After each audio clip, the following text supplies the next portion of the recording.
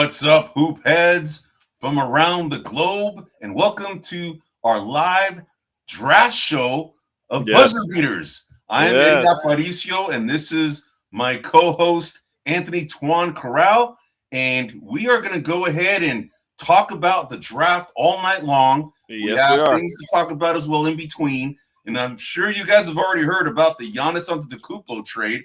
We're going to talk about that and what that means for the Eastern Conference. Now that, the newly crowned New York Knicks, we thought they could be a repeat. But we don't know now with Giannis going to the Heat. That's an interesting move. We'll talk about that. There's also some other trades that went down. Julius Randle got dealt to the Nets. And then you got Nick Claxton going to the Bulls. Then you got Aaron Wiggins going to the Hawks. What that means for Jonathan Kuminga, right? Because that's kind of like his slot. So we're going to talk about that throughout the draft. And if you've been this is your first time listening to our show, hey, where have you been, right? So we've been here for over 2 years now, and this is our third draft that we're covering. Crazy, man. It's crazy how much time flies. But anyway, so we're going to go ahead and cover 10 teams pre-draft while this draft goes on, because the previous 2 weeks, we've covered 10 teams each week, and then we had to save the last 10 for today. So we're going to go ahead and cover those teams today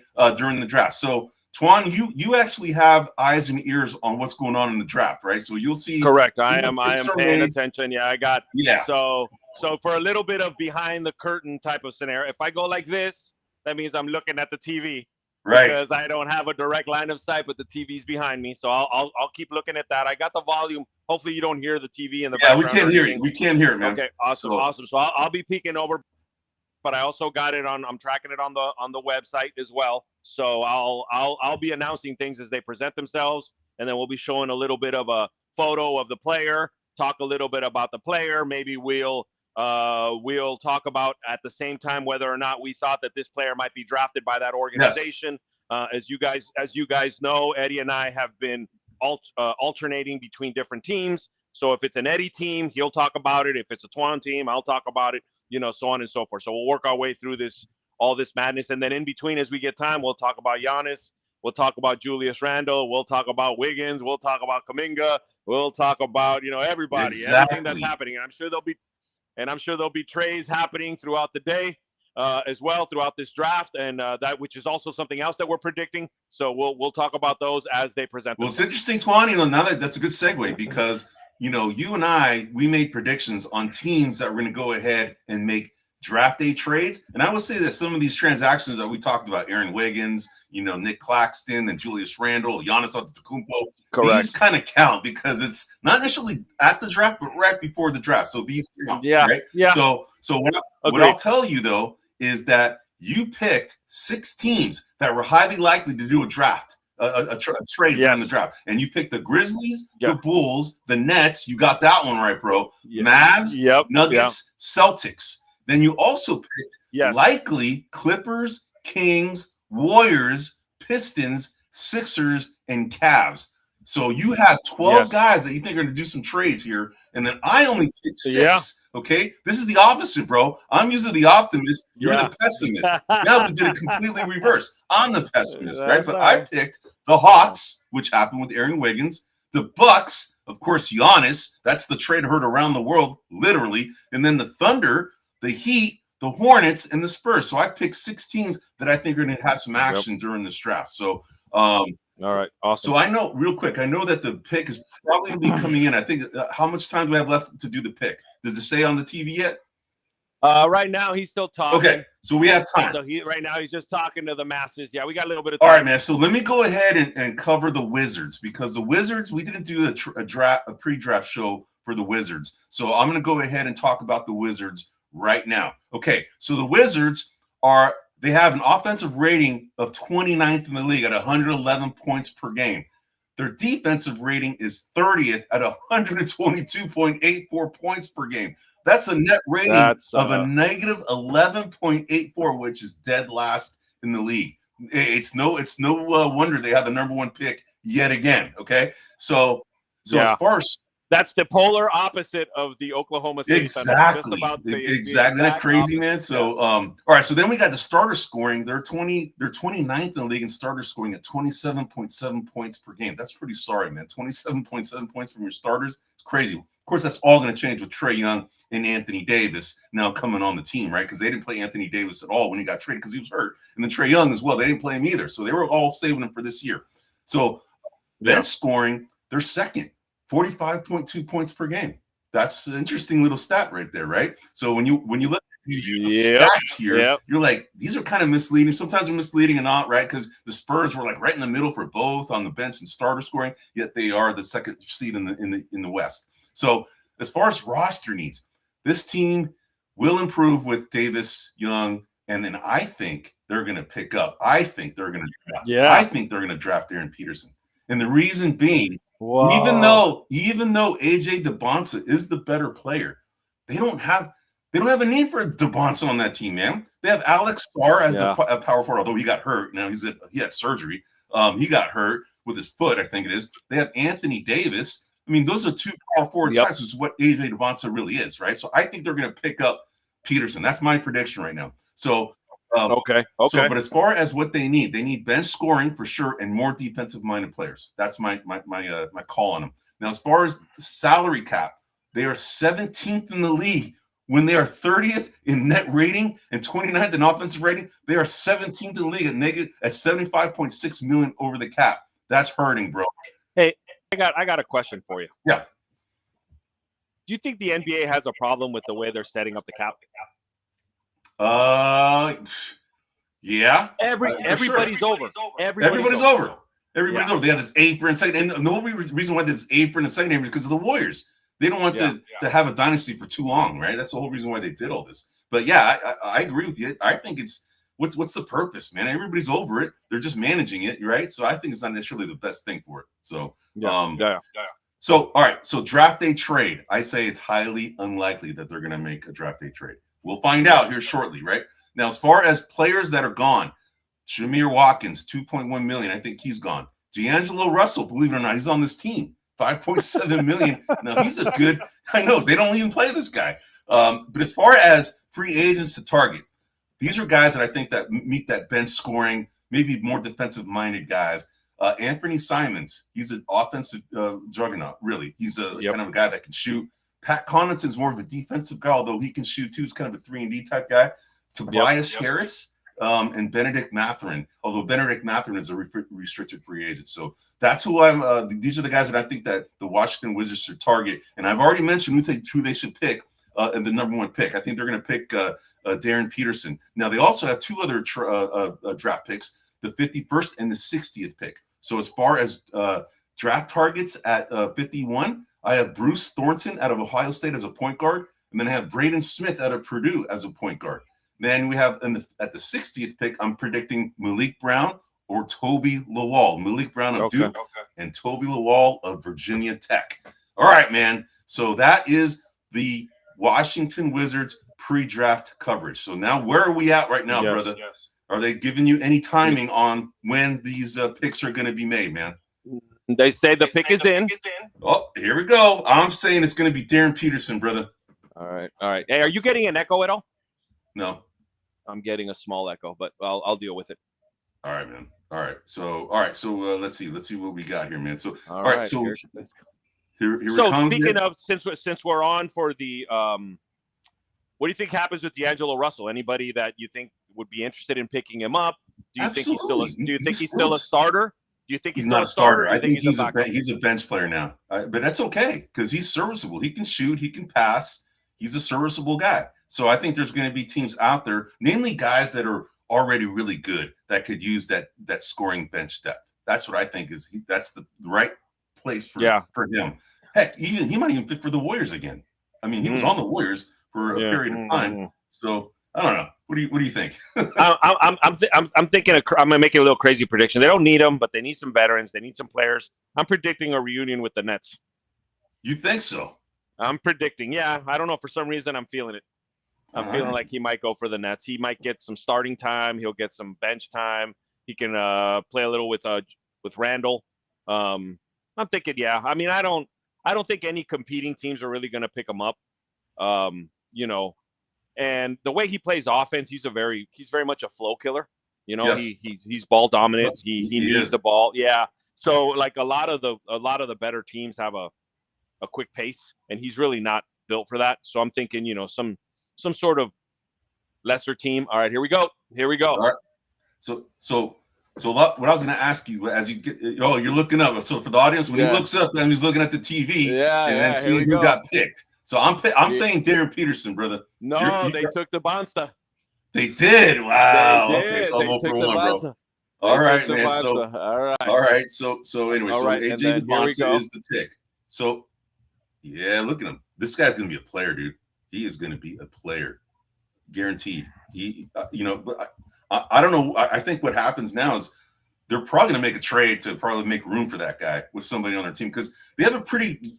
Here's my call. Surprise, surprise. They're a team that's I think gonna be definitely on the rise. I mean, you have to only go up from 30th, man. Right? They're the 30th worst team in the league. They can only go up. They have Anthony Davis. They have Trae Young. They have Alex Sarr, who got hurt. They have Keyshawn George, who's a pretty good player. He actually emerged as a pretty good player this last season. They have Bilal Coulibaly, who's actually a really good defensive player. I really like that guy. You have your boy Trey Johnson, man, out of University of Texas. Trey Will Johnson, Riley. Yeah, and then the other Champagnie twin. You remember Justin or Julian Champagnie from the Spurs? They have Justin Champagnie. He's not as good of a shooter as Julian. Julian had a coming out party in this finals, man. I mean, surprisingly this team didn't go. They didn't win more than one game. That's crazy when they were favored to win the series, in my opinion. But let me ask you this question, moving off, because you brought up, D'Angelo Russell, who's surprising on this team, right? But as far as Julius Randle, you said that he might be joining Julius Randle on the Nets. Correct. How pissed are you if you're Julius Randle? I mean, you were on the Minnesota team, the Timberwolves, who've been to the Western Conference, and then now you're being dealt to a team that's definitely in rebuild mode and nowhere to be seen in the playoffs. How do you feel if you were him? I mean, if I have a hard time gauging Randall's competitiveness. I mean, I know he's a pretty aggressive player, but one of the reasons that he's been shopped around a lot is because he, similar to D'Angelo Russell, he requires the ball a lot, and it takes a long time for his offense to develop, and he kind of makes the offense stagnant.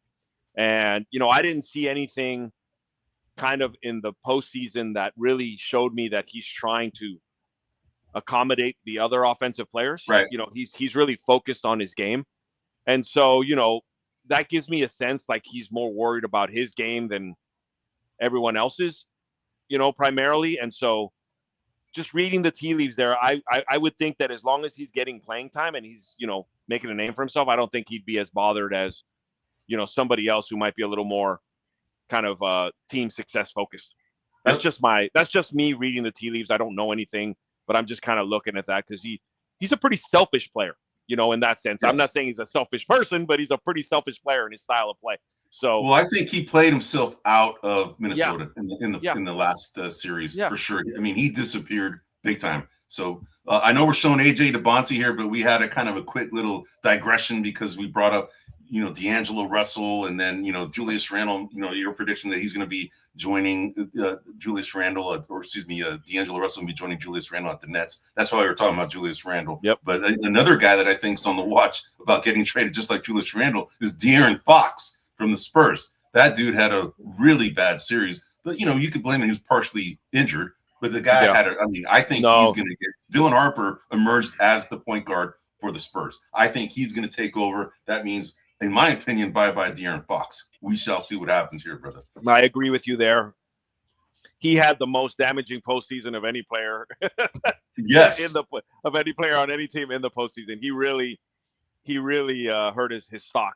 And it's going to take a minute. And he had some ankle injuries, and I've heard other kind of podcasters and announcers talk about the fact that his game is so reliant on speed that his style of play is impacted more than the average player when he has an ankle injury, and maybe that he was trying to do what he would normally do, but because the ankle slowed him down, he wasn't able to, and so it made him look bad. And I have, if that is really what happened, then I really have a secondary concern, which is as you get older and you get slower, how are you going to accommodate your style of play? Are you just going to lose value if your speed is completely gone, which he will slow down over time. Even Russell Westbrook, who never seems to get old, has slowed down a little. So all of that's going to matter. So we'll see. But yeah, I do agree with you. I think that De'Aaron Fox is probably going to be traded and see what they can get for him. Yep. Hey, real quick, man. So do you remember we did that best one-on-one player of all time series that we had? Yes. And we noted, remember before we got to select, we went through a process of selecting the best players from each franchise. Correct. And I wanted to go ahead and ask you, for the Wizards, the all-time, well, it was a bullet. The all-time best was Wes Unseld for the Wizards. Yes, Wes Unseld, correct. Right, that was the best. Now, I want to ask you, I mean, it's going to be an easy question to answer, but do you see anybody on this Wizards team that can unseat Wes Unseld as the best Wizard of all time? Good question. I mean, Anthony Davis is, but he's not really he wasn't drafted by him. No, so you're saying someone who's actually been drafted. I mean, let's just say that Wes Unseld played on the team for a long time, but Anthony Davis, he still has a lot of basketball left. But if he stays healthy, yeah, he could be a guy that. But the problem is what would he be remembered as, right? So number one, he's older. Number two, he's injury prone. So I would say that we would need at least 5 seasons of good Anthony Davis, 65 games or more. Okay. Of good Anthony Davis. And then maybe we can begin to have possibly that discussion, but I don't think we're getting 5 seasons out of him. Yeah, I don't think so. We'd be lucky to see maybe 3 seasons out of this guy. Yeah, as far as good, and not he has to play 70 games for the next 3 seasons each year. That's what he has to do in order to be in any conversation. But Wes Unseld is a Hall of Famer. I mean, correct. Anthony Davis is gonna be a Hall of Famer for sure, in my opinion. Yeah. So, real quick, I want to tell you. So, I asked AI for a consensus of the top 30 picks and who AI thinks is going to be drafted number 1 and all the way through 30. And AI had predicted AJ Devonta. So far AI is correct. So AI is correct. Aaron Peterson because of need, but it's probably best to. As Warrior fans, we figured this out. You want to draft best players available, not necessarily based on need, right? We know, James Wiseman was a need. We know Jonathan Kuminga was kind of a project, but they didn't necessarily draft the best player available because, we all know that, Franz Wagner was a guy that Steve Kerr wanted instead of Jonathan Kuminga. And correct. Yeah, we learned that pretty quick. Yep. So, Darren Peterson has been drafted by the Utah Jazz. All right. Yes, so Darren Peterson. So Darren Peterson, interestingly enough, he is kind of being compared to a Kobe Bryant light, which is a big name to be kind of considered. That is a big name. That's a big name, but he's got blood clot issues, right? That's the thing that, has kind of haunted him throughout his career. That's why you kind of saw him during the tournament. You kind of take some plays off, kind of be signaled to kind of take out of the game. It's because of that. But the guy is super talented. He's a shooting guard who can shoot. He's just a very dynamic scoring type of player. I think he's going to be a very good player for the Utah Jazz. Utah Jazz are a team that's up and coming, of course, because they got of course, Walker Kessler has this contract dispute that's going on right now. And then you also have Triple J, Jaren Jackson Jr. You have Keontae George, who's actually been a pretty good player for them. He emerged last year. Filipowski. This team is actually they're going to be someone to reckon with. As far as an up and coming team, they also have Lauri Markkanen, who's actually a pretty good player. So they have talent on that team. I think they're going to be an issue. So I agree. And just as a reminder for everyone, I know we talked about Utah in previous shows, but Eddie here had targeted Devonta or Peterson as the picks that would be in this. I think that was a pretty safe prognostication there. Everyone knew these guys were going to go 1 and 2. That's it for Utah though for today, unless they make a trade, which you have marked as highly unlikely, which I agree. Utah will not be drafting again today. So all right. They got their one pick and they're moving on. So the best player that we have seen from the Utah Jazz, from our best one-on-one player of all time series, for those of you who don't know what we're talking about, look back at episodes 9, 10, 11. We went through a quest to determine the best one-on-one player of all time. And, you know, we even asked AI. We went through matchups and so forth. John Stockton was the best player from the Utah Jazz that was selected from that franchise. Correct. So I want to ask you, bro, do you see anybody supplanting him in the most recent Jazz history of players? No. I don't either. No. I don't either, man. No, I mean, Peterson aside, right? I mean, he's a pretty dynamic player. We'll see what he does, but no one that we've seen. You know, I would have argued Deron Williams had the potential, but then he fell off a cliff. He also had some disagreements with Jerry Sloan, who was a longtime beloved coach at Utah. I believe Deron Williams was part of the reason why Sloan was let go. So I think that would put a mark on his career on Deron Williams. But he was really good, but he wasn't John Stockton. If I look back, I mean, obviously Karl Malone is the closest player to John Stockton, but they played at the same time. Yeah, once John Stockton left, I would say Deron Williams for a period of about 2.5 years was probably the closest, but no, he's not close, and I can't really think of anyone else at that point. So, you know, I don't think so either. no Andre Karolinko, nobody that I can think of. Yep. So we predicted that the Utah Jazz, mainly because they only had one pick in this draft, that they would not do a draft day trade. So we were correct. It was highly unlikely. We did say that there's some free agents that they should target because the needs that we identified was that they needed a veteran bench scorer and wing defender, and the guys that are available that can potentially fill that need. That's not necessarily, you know, both of these roles as bench scorer and wing defender. I'm just saying a bench scorer and a wing defender, not necessarily both of those, you know, being done by one player. If they can do that, great. But here are the players that I thought they could go after, or they should go after in the free agent market. CJ McCollum, I think he'd be a good fit for him. Kobe White, Anthony Simons, Chris Middleton, Tobias Harris. Those are all players I think that would be good complementary pieces to this team that is, you know, as I said, they're going to be a sneaky team to kind of watch, you know, as far as their roster goes. You know, let me go ahead and just pull up their roster here. So they have, you know, I already mentioned the Keontae George. You know, he's essentially their point guard, although he's kind of a combo guard. Then your boy Ace Bailey last year. He's their shooting guard. Same team out of Dylan Harper out of Rutgers. You know, it's amazing that those two guys on that team couldn't take them to the tournament. But anyway, you know, we know what happens. All right, we got a pick coming in. I think I hear the tone. Okay, let's do it, man. Cameron Boozer. Cameron Boozer, yes. Oh, yeah. Yeah, so Cameron Boozer. Cameron Boozer. So for a quick recap, I had the Memphis Grizzlies pre-draft preview. Some roster needs that I said was shooting, size, and health. I think Cameron is a candidate for all three of those. Not a three-point shooter per se, but he can shoot. The targets that I had at the third pick: Caleb Wilson, Cam Boozer, and Darius Acuff, or Acuff, depending on how you want to pronounce that. And they took Cam Boozer. I don't think this is a stretch. The Grizzlies do need a little bit of size, especially after trading away Triple J over to the Utah Jazz, which we were just talking about. So I think this is a good pickup. I am not as high on Cam Boozer as others were. I'm not either. I agree with you on that. Yeah, I was disappointed in his tournament play, to be honest, and we'll see how he does. I'm not, you know, I think he'll be a solid player. I don't think he'll be a star. I don't think he'll be, you know, I think he'll be a solid player. Do you see him as an all-star? Do you see him as a future all-star? Not at this point. No. Okay. I think he just needs to build up some, you know, he's a little wiry. Yeah. So we'll see how he does, but that's been, that this has been predicted for quite a while. I think most people knew that Cam Boozer would go first or go third.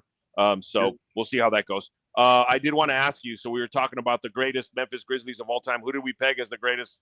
It was Mike Conley. Mike Conley. Wow, one of my favorite all-time players. He is, and he's still playing. Yes. He's still playing. No, I love Mike. I'm a big Mike Conley fan. I love his demeanor when he's playing. I love his sportsmanship. You know, that guy's, you know, he's been very successful, but hasn't had a lot of winning. He just reminds me of what the Warrior players used to be like. You know, never win, but good guys. And so he seems like a good guy. So and I guess the next question is, do I see anyone that would surpass him right now? No. I No, don't I see thought it. John Morant for a minute, but now we know how his career is gone. So It's that's crazy, not. huh? I mean, Yeah, the off court behavior matters. Character matters to the yep. general managers in the NBA. The guy, he tried to be all gangster, with the gun and all this and that. I don't know. I don't know what made him do that. I mean, sometimes it's a maturity level thing, and we got. Sometimes we forget that these guys are all still in their 20s, man. So Yeah, not all of them are necessarily mature, and unfortunately, his lack of maturity has, I think, halted or stunted his NBA career. Guy's yeah, super athletic. He's an yeah, unbelievable athlete. I mean, for yeah, his size, that dude can get up. I yeah. I, I think he probably has the highest vertical leap in the NBA. I You're think probably right. Yeah, no, you're he's probably right. amazing. He's amazing, Yeah, but he's frail thin. His shooting is a little inconsistent, but he's like Allen Iverson as far as like his shiftiness, being able to drive to the basket. He reminds me a lot of he's the closest thing to Allen Iverson that we have in the I would NBA. agree. I would agree. His We don't ability, want the attitude because Allen yeah, no, Iverson was the same way. his quickness and his fearlessness is very similar to Allen Iverson's. But like you said, his off court drama, and the thing about it is his off court drama is all self inflicted. It's Yes, all stuff that he's kind of doing to himself. It's not even situations that he's finding himself in, flashing guns and recording himself with guns. And it's like, come on, man, like you got to be smarter than this. And so big time, man. we'll see what happens with him. Obviously, getting a big man is not really going to impact him directly, but we'll see what they do. I'm still of the opinion that, and by the way, I had the Memphis Grizzlies as a highly likely draft Yep, trade, which I yep. still think might happen. I do think that John Morant could be traded, in this draft, depending I on think so. who It's goes where. possible. So I agree. I think there's a good chance because I think they're. I mean, they've already, they traded away Desmond Bain. They traded away Triple J. Triple They J. got John Morant now. I mean, he's pretty much the last one left of that kind of draft class. Yes. And so we'll see what they do, but I think it's likely that they're going to do something with him. Yeah, I agree with you, bro. Hey, real quick. So, as far as the consensus top 30 picks from AI, so I already mentioned AJ DeBonso is projected to be number one pick. They were right. They projected Cameron Boozer to be number two. He was number three. And Darren Peterson would be the third pick by the Grizzlies. But it's just flip flop those. But as far as the next pick that is coming up, they predict that Caleb Wilson will be selected by the Chicago Bulls. So that's the projected, now as far as, this is the team that you covered, the Chicago Bulls. You actually put Caleb Wilson, Darius Acuff, and Nate Ament, as the guys that should be projected. So yeah, Nate Ament is going up the charts. I think he's one of those guys that started off lower when the early mocks started, and now he kind of is going up the charts. Acuff, given a point guard, that type of player, 3-point shooter, that type of thing. But I do agree. I think they're going to go with Caleb Wilson, even though I noted they needed a center, not necessarily a power forward. right. But I think Caleb Wilson can fill some of that role. So I do think they're going to go with Caleb Wilson here. That would be my overall prediction.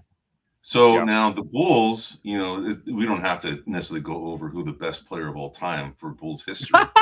We already know who that is, right?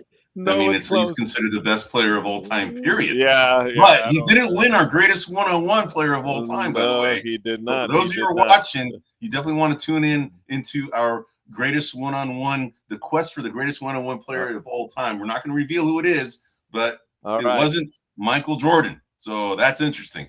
But as far as the team right now for the Bulls, here we go. The team, Caleb Wilson's the guy that was picked up. Oh yeah, right on. Yeah, right on. So we got that one. You got that one right, man.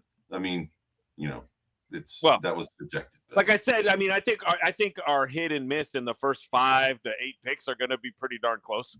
After that, it's going to vary. After that, it's going to vary. There's going to be some variances, especially if we predicted that some of these guys might slip.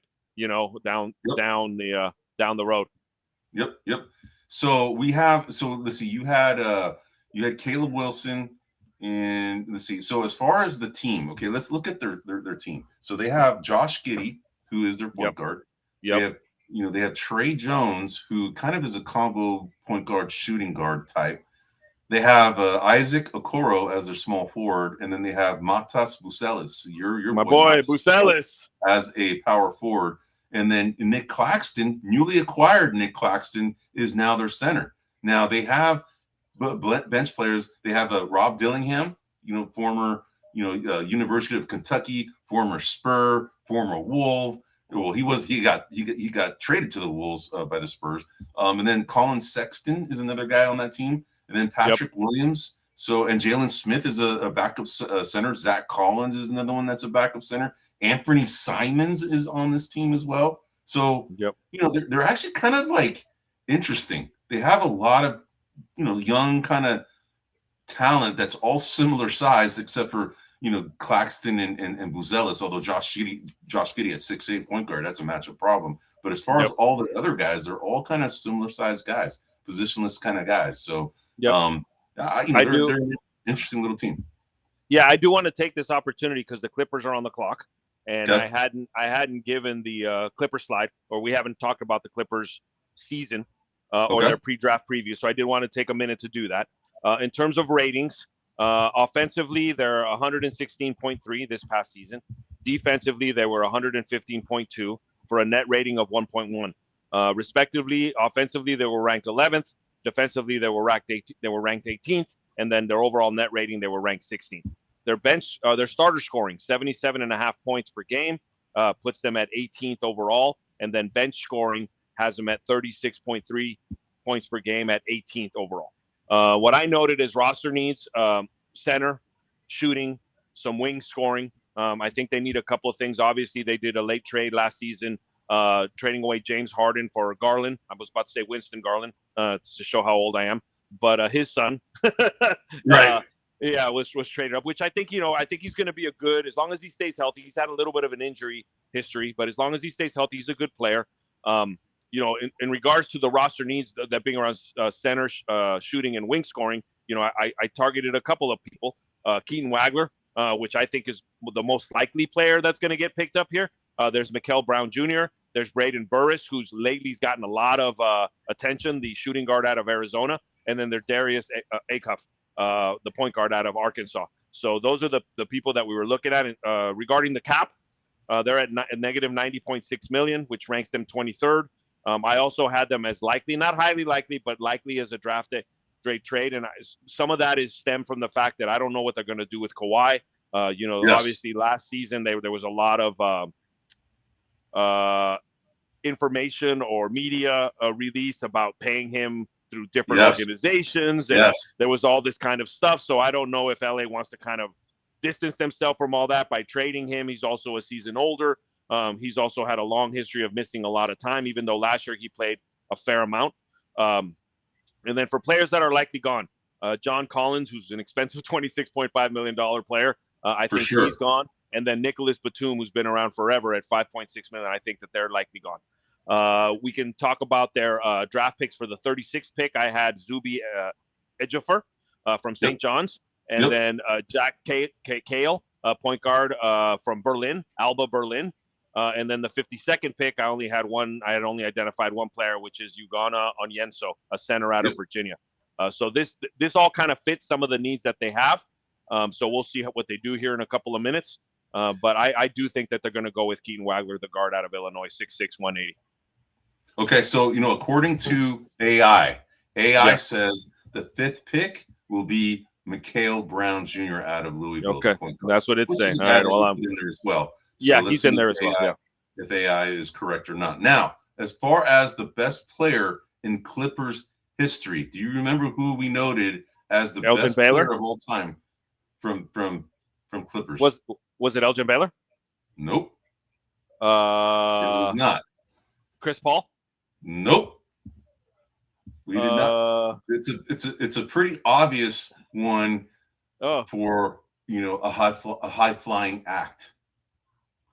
We didn't put Blake Griffin. We did put Blake Griffin, dude, as the best. Wow. And the reason we didn't pick Chris Paul what were we thinking about there? It's because he's a Hornet.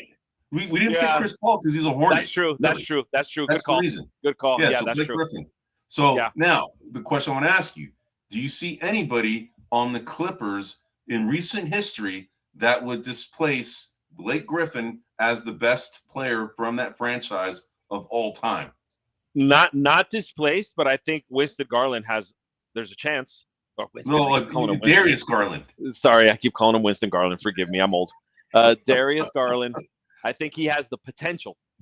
Oh, here we go. Draft. Yeah, the draft pick's in, and they took Keaton Wagler.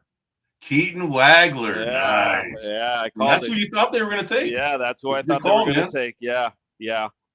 I think this is a good pickup. Yep. I think he'll play good across on the opposite side of Garland. You know, one of the challenges, one of the reasons that I believe Cleveland traded Garland from the Cavaliers was because they had as Eddie likes to laugh, the Lilliputian backcourt. You know, Spider Mitchell isn't exactly very tall. Garland isn't exactly very tall. Now we got sort of, and again, I'm not comparing, but now we got sort of a Steph Clay thing, right? Keaton Wagler 6'6", you know, so he's a taller guard.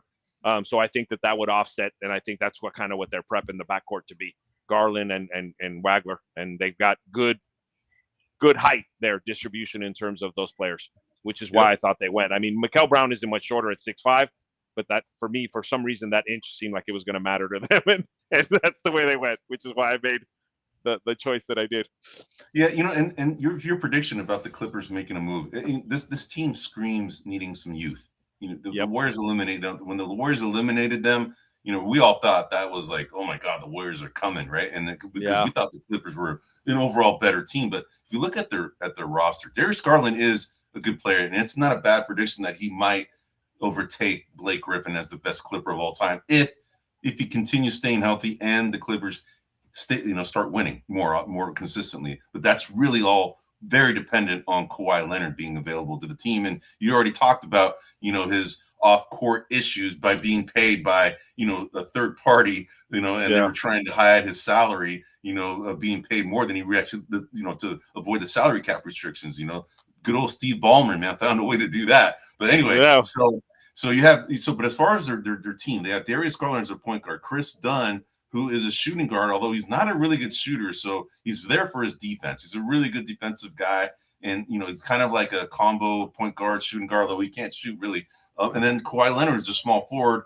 Derrick Jones is actually an interesting little player, so he's a good a guy that I kind of like as a good just overall defensive type of player. But Brook Lopez is their center, and you know they need some youth. Brook Lopez is too slow now. They have John Collins, but he's too expensive. They're probably gonna, I think, ship him out. Benedict Mathurin is a restricted free agent. I think he's a guy that they could, you know, keep or dangle to a team that's a contender to get some picks. So I think this team needs an upstart, a youth upstart movement. In my opinion. No, I think keeping Mathurin is good.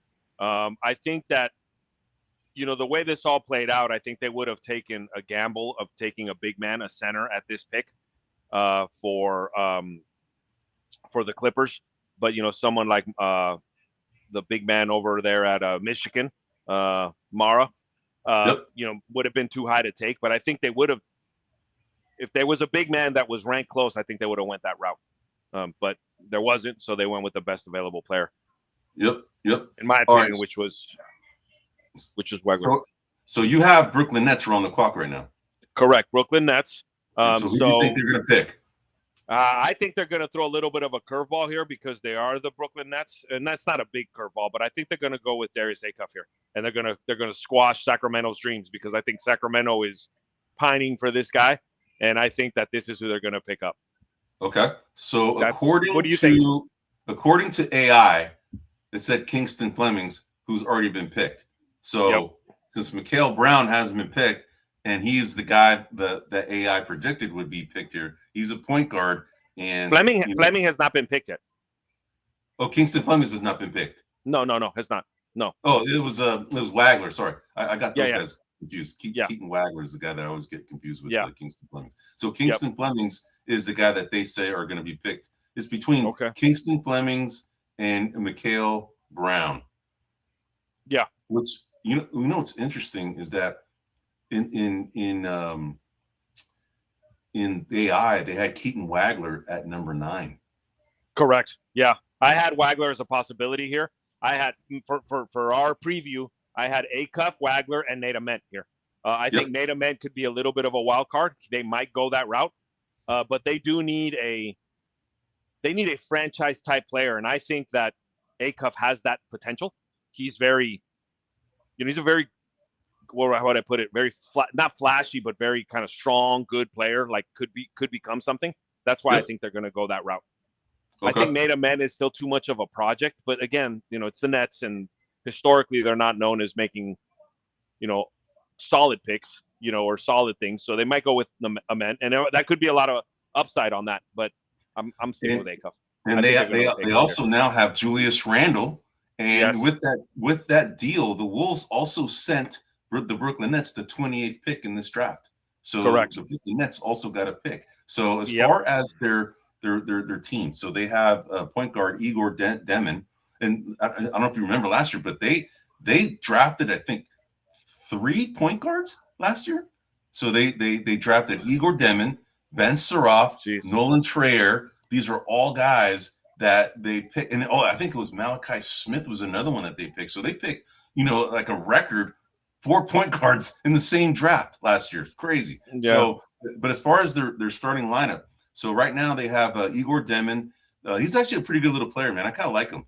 Drake Powell, who is kind of like, he's not a great shooter. He was injured quite a bit last year. They have Michael Porter Jr. As their small forward, and then they have now newly acquired Julius Randle. Oh, they made their pick? Mikal Brown. Yeah, Mikal Brown. So I've been way off on this. I didn't even have him in my prognostication for this one. But yet another point guard, to your point. So they went with a point guard. They went with a point guard.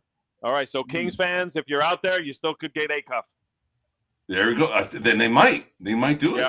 Yeah. So you said it was Mikal Brown. So I'm just going to go ahead and update the ticker with that. And Mikal Brown. All right, so now let me ask you something. So do you remember who we picked as the best net player of all time? Not Drazen Petrovic, right? No. Dude, this one was like you were fighting for this one. Oh, yeah. You remember? Dr. J, yes. Dr. J. Yeah, I remember now. Yes. Brooklyn net, New Jersey net of all time, right? Yes. So. And what's funny is we picked him as a net in the ABA, not even the NBA. Because the NBA absorbed the ABA completely, we considered all those stats as being total in their totality, and he was a fantastic net. Yes. So. So now we have the Sacramento Kings. Yep, I'm going to give a preview of them. They're one of the teams that we didn't cover coming up to here. And before you do that, do you see anybody displacing Julius Irving on the Nets? Recent history? No, the current. No, not right now. No. So he's safe to be the franchise best player for years to come, right? So Julius Irving. We'll see how Mikal Brown does, but as of right now, no one. I hear you. All right, man. Go for it, man. You got the Sacramento Kings, man. So all right, here we go. The Sacramento Kings had a pretty horrid season, and to cap it off, they saw the coach that they fired go on and win an NBA championship. So how's that for salt in the wound? In any case, their ratings: offensively 110.6, defensively 120.3, net rating -9.7, which is horrid. Not as horrible as the Wizards, but still pretty bad.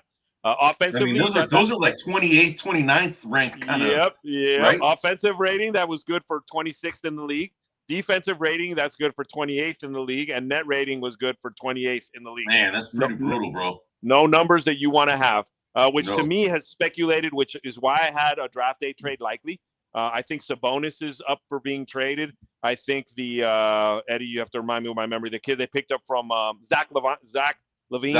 I think he's up for being traded. I think they got a lot of players that I think they're willing to trade out. I didn't put them as likely gone, but I think there are a lot of players there. Starter scoring, 73.1, good for 26th in the league. Bench scoring for 13th, 37.9. So bench scoring, they were sort of mid-level, and starter scoring, they were way down on the lower end of the league. What do they need? They need a starting point guard. They need defense. They really need to start over. Which is I feel really strongly. No, I mean I don't mean that as an insult. I think they do though. They do. Yeah. yeah, they need to get some of these players that they have. None of them are players that are going to get you into a championship. They're awfully expensive. For the team that they had, they're 90 million over the cap. Just think about that. They're 22nd worst in the league at being over the cap. If that doesn't tell you should start over when you're like almost dead last in all these stats, I don't know what else will. As I mentioned earlier, draft day trade, very likely. If it isn't draft picks, I think there'll be some sort of package or combination of players. We'll see how things play out. Players that are likely gone. Russell Westbrook at 2.2 million. I think he's most likely gone. Doug McDermott at 2.2 million. I think he's most likely gone. Drew Eubanks at 2.2 million. I think he's most likely gone. And I think Killian Hayes is most likely gone. They have the 7th pick in the first round, and in the second round, they have the 34th and the 45th pick. For the 7th pick, I have Darius Acuff, Kingston Flemings, Mikael Brown, who's already gone, Keaton Wagler, who's already gone. Yep. And so it's between Acuff and Kingston Flemings. That's your prediction? And to me, I think it's a no-brainer. They're going to take Acuff. I don't see how they're not going to do it. There's been a lot of talk about that. I think that's the route they're going to go. For draft art. Real quick. I just want to interrupt real quick. So Nate Ament is projected by AI to be the 7th pick, and they have Darius Acuff 15th right now. We'll see. We'll see. I think AI is on crack, but we'll see if maybe I'm on crack. So this will be the crack proof right here. Exactly. For the 34th pick, I've got Alex Caravan, point forward out of UConn. As a potential. Baba Miller. I just like to get him on my team. Love that name. So I can say Baba. Baba. You ever watch Howard Stern? Howard Stern, you ever watch that Baba Booey? I know who he is. I haven't watched a lot of it, but I know who he is. Yeah. Anyway, and then hold on, let me see. Is there a pick come in yet? Yep, already done. Darius Acuff. Oh, good prediction, dude. Yes, Darius Acuff. I knew it, dude. I knew it. Nice. I felt it in my core. They were gonna pick up Darius Acuff. That's awesome, dude. Good call, man. So while we're still on the Kings, the 34th pick, the third person I had was Joshua Jefferson, point forward out of Iowa, 6'8", 246 pounds. And then for their 45th pick, I picked 3 guys. Trevin Brazile, Arkansas, 6'10", Dylan Mitchell, not to be confused with Davion Mitchell, power forward out of St. John, 6'7", and then Bruce Thornton, a point guard out of Ohio State, 6 foot. But a little bit about Darius Acuff. I think this is what they need, Eddie. He's a tough player. I think he'll be someone that will make a little name for himself. I think this is a step in the right direction. I do like this pick. I do like this pick. I like him a lot. Yeah, I like him. Yeah, for sure. Yeah, he's a tough kid. We watched a lot of games where he's in it, where he's just carrying the load. Kind of seemingly. He had a really good tournament, man. Yeah, you could argue kind of probably one of the better players in the tournament when he was playing. So of course Arkansas got ousted. I think in the second round, or I think it was third or second round. But anyway, so all right. So we got now on the clock. We have the Atlanta Hawks. Yes. Okay. So this is a team that I have to cover. Because this is a team that we did not cover in our pre-draft shows prior to the draft today. So the Atlanta Hawks, they are a team that's 14th rated offensive rating at 116.13 points per game. Defensive rating, this has surprised me, man. They're 9th. They're 9th best defensive team in the NBA, dude. That is surprising. That's surprising. So they are 100. That's 9th. Then the net rating is they were 12th at 2.36. This team got really hot at the end of the season, and I thought they would be a tough out. And they did an upset, or pretty close to it, and then they just kind of faded out, in the end. But as far as their roster scoring capabilities, they have a starter scoring of 81.8 points per game. That's 9th best in the NBA. Their bench scoring is at 36.6, 17th best in the NBA. Now, as far as roster needs, they need a backup point guard, bro, badly. I mean, Gabe Vincent isn't going to cut it for him as a backup point guard. I think they need a backup shooting guard too, as well, because I don't know if Corey Kispert is that guy.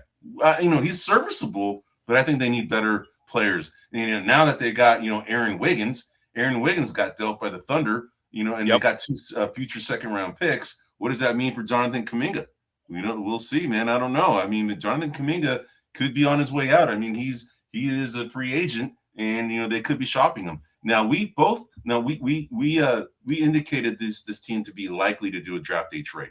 So far, hasn't happened, but they have 2 more picks to come. So, but as far as they're over the salary cap, everybody's over the salary cap. They're 87.4 million over the cap. That's 21st worst in the NBA. So they're near the bottom. Okay, there's only one team. There's 9 teams that are worse than them, and of course the Warriors are dead last. So as far as players likely gone, Jonathan Kuminga, I think he's $24.3 million. He actually came out and played well when he first came over, but then he kind of disappeared again. And maybe the Warriors are being proven right that this guy, just isn't necessarily an all-around good player. He has flashes of brilliance from time to time. So I think they're going to shop him. Mohamed Guy, he's 2.4 million. I think he's another guy that probably is gone. And poor Buddy Hield, man. I think good old Buddy Hield. Buddy Hield, dude. Buddy Hield. I bet you any money Jimmy Butler is trying to, convince the brass to bring him back. That's his buddy. That's his buddy. Jimmy Butler and Buddy Hield are buds, man. And you could argue that Jimmy Butler hasn't been the same since, dude. After that's it. My buddy's gone. So as far as free agents to target, so I mentioned they need a backup point guard, they need a backup shooting guard, dude. All these guys would be perfect. I mean, dude, these guys are perfect. Kobe White, perfect. Colin Sexton, perfect. That's Anthony the one that Simons. I think you're on with Colin Sexton. I think he would be perfect. Oh, dude, Anthony Simons too. I mean, Chris Middleton's a little old, but he still can shoot. Tim Hardaway. These guys are all perfect fits. This is an up and coming team, very athletic team. If you look at their starting 5, I mean, they have Dyson Daniels. Dyson Daniels is their point guard, really really good. I really like Dyson Daniels a lot. He emerged to be like a really good defensive kind of presence, as far as a point guard type. And he's, you could argue he's the main reason, even though he's not listed as their point guard, he's probably the reason why they kind of moved away from Trae Young, in my opinion, because they played better without Trae Young in this lineup. But right now they have listed C.J. McCollum as their point guard. They have Nickeil Alexander-Walker as their shooting guard. He's a really good player too, really good defensive guy. Dyson Daniels, we already mentioned him, but he's listed as a small forward, man. He's kind of a small forward, but and then you have power forward Jalen Johnson, and then center Onyeka Okongwu. So as I mentioned, they have a backup point guard of Gabe Vincent, and then backup shooting guard of Corey Kispert. Now they have newly acquired Aaron Wiggins to be their backup small forward. What does that mean for Jonathan Kuminga? Does he go to become a small forward, or does he stay at power forward? We shall see what that means for him. Jock Londale is their backup center, and Zachary Reese-Archet, dude. I mean, this guy is like 3rd on the depth chart right now. He's the number 1 pick. He was their number 1 pick a few years back. You can say that he's probably teetering on the bust side right now, unfortunately, because he hasn't necessarily played to his draft position or draft potential just yet. You never know. So we shall see. And then they have Austin Newell, who was a guy that was drafted 2 years ago. He's really deep on the depth chart, but he was a guy that they considered a pretty good defensive kind of wing kind of player, power forward type. And he hasn't really sniffed the court. So anyway, as far as AI has projected Yaxel Lindenberg to be drafted here at the 8th position. No, I know that's a no. All right, but as far as who are our draft targets? I put down Ade Mata of Michigan would be a guy that they could target. Keaton Wagler, although he's already gone. So at number 8, the Keaton Wagler's gone. So it could be Lindenberg. You never know. Now, as far as the number, they have the 23rd pick as well in the first round. Alan Grays out of Santa Clara is a power forward that I think that would be a good fit for him. Henry Visar out of North Carolina as a center would be another guy that they can consider at the 23rd pick. And then at the 57th pick, which is the second round, tomorrow's draft, Milos Uzan is their point guard, is a point guard that they can target out of Houston. And then Melvin Council, a point guard out of Kansas. So that is the draft preview for the Atlanta Hawks. All right, man. So who is the best? The pick is in. All right.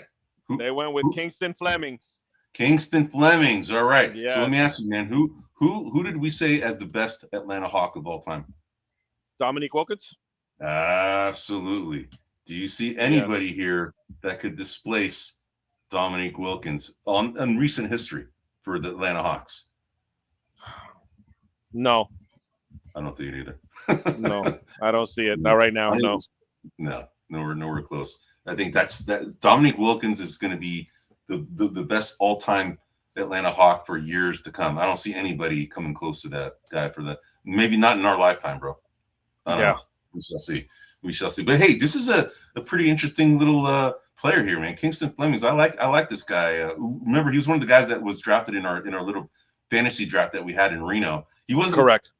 I think he was drafted by my brother-in-law, Mike. He was on his team, and he actually had an okay tournament. But I think he's a decent player. I mean, he's a lottery pick player. He's decent, man. So we shall see. But this is, I think, an interesting little pick by the Atlanta Hawks, man. I agree. They're bolstering their backcourt. They picked up some backcourt players. So yeah, we'll see how this plays out. But this is an interesting pickup. Absolutely, man.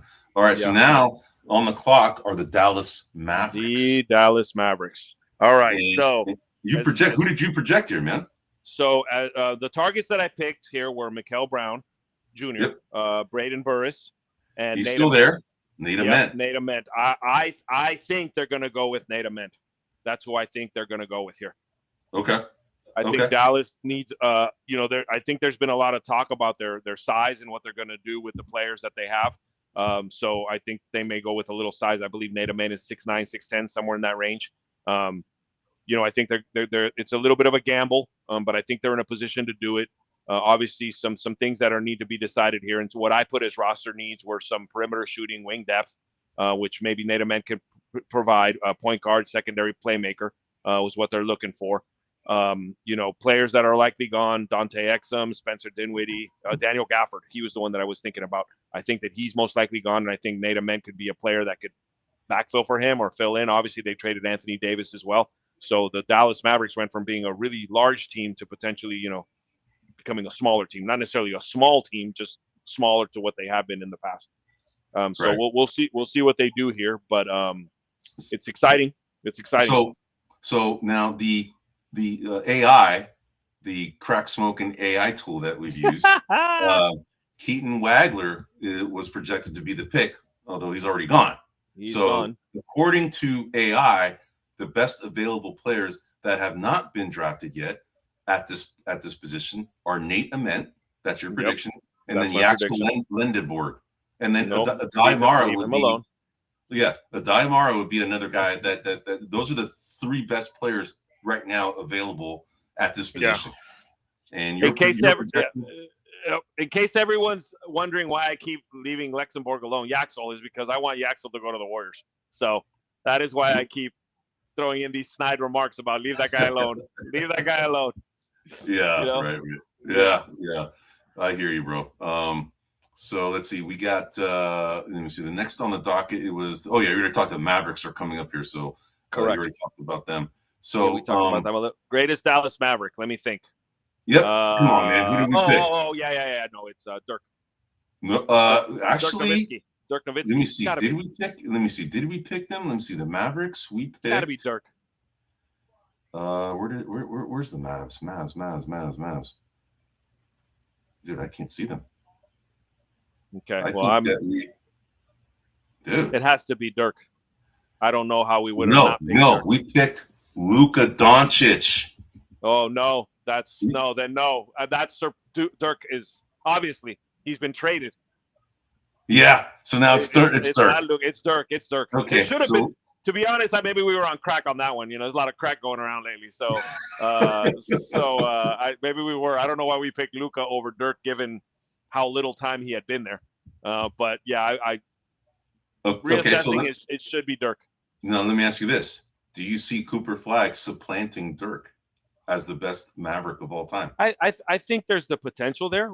As of right now, what I've seen in season one, no, he's a player. As I've seen in season one, maybe. I wouldn't say that I'm like super confident. I'm thinking there's a 30% chance he could do it right now would be where I'm at, Less than half. But we'll see. Oh, here we go. All right, man. So they took Morez Johnson Jr. Did they really? Yes, I knew this guy was going up the charts, man. Not who I thought they would take, but they took Morez. I think this is a good pick, Eddie. I think this is a good pick. This kid is a defensive player.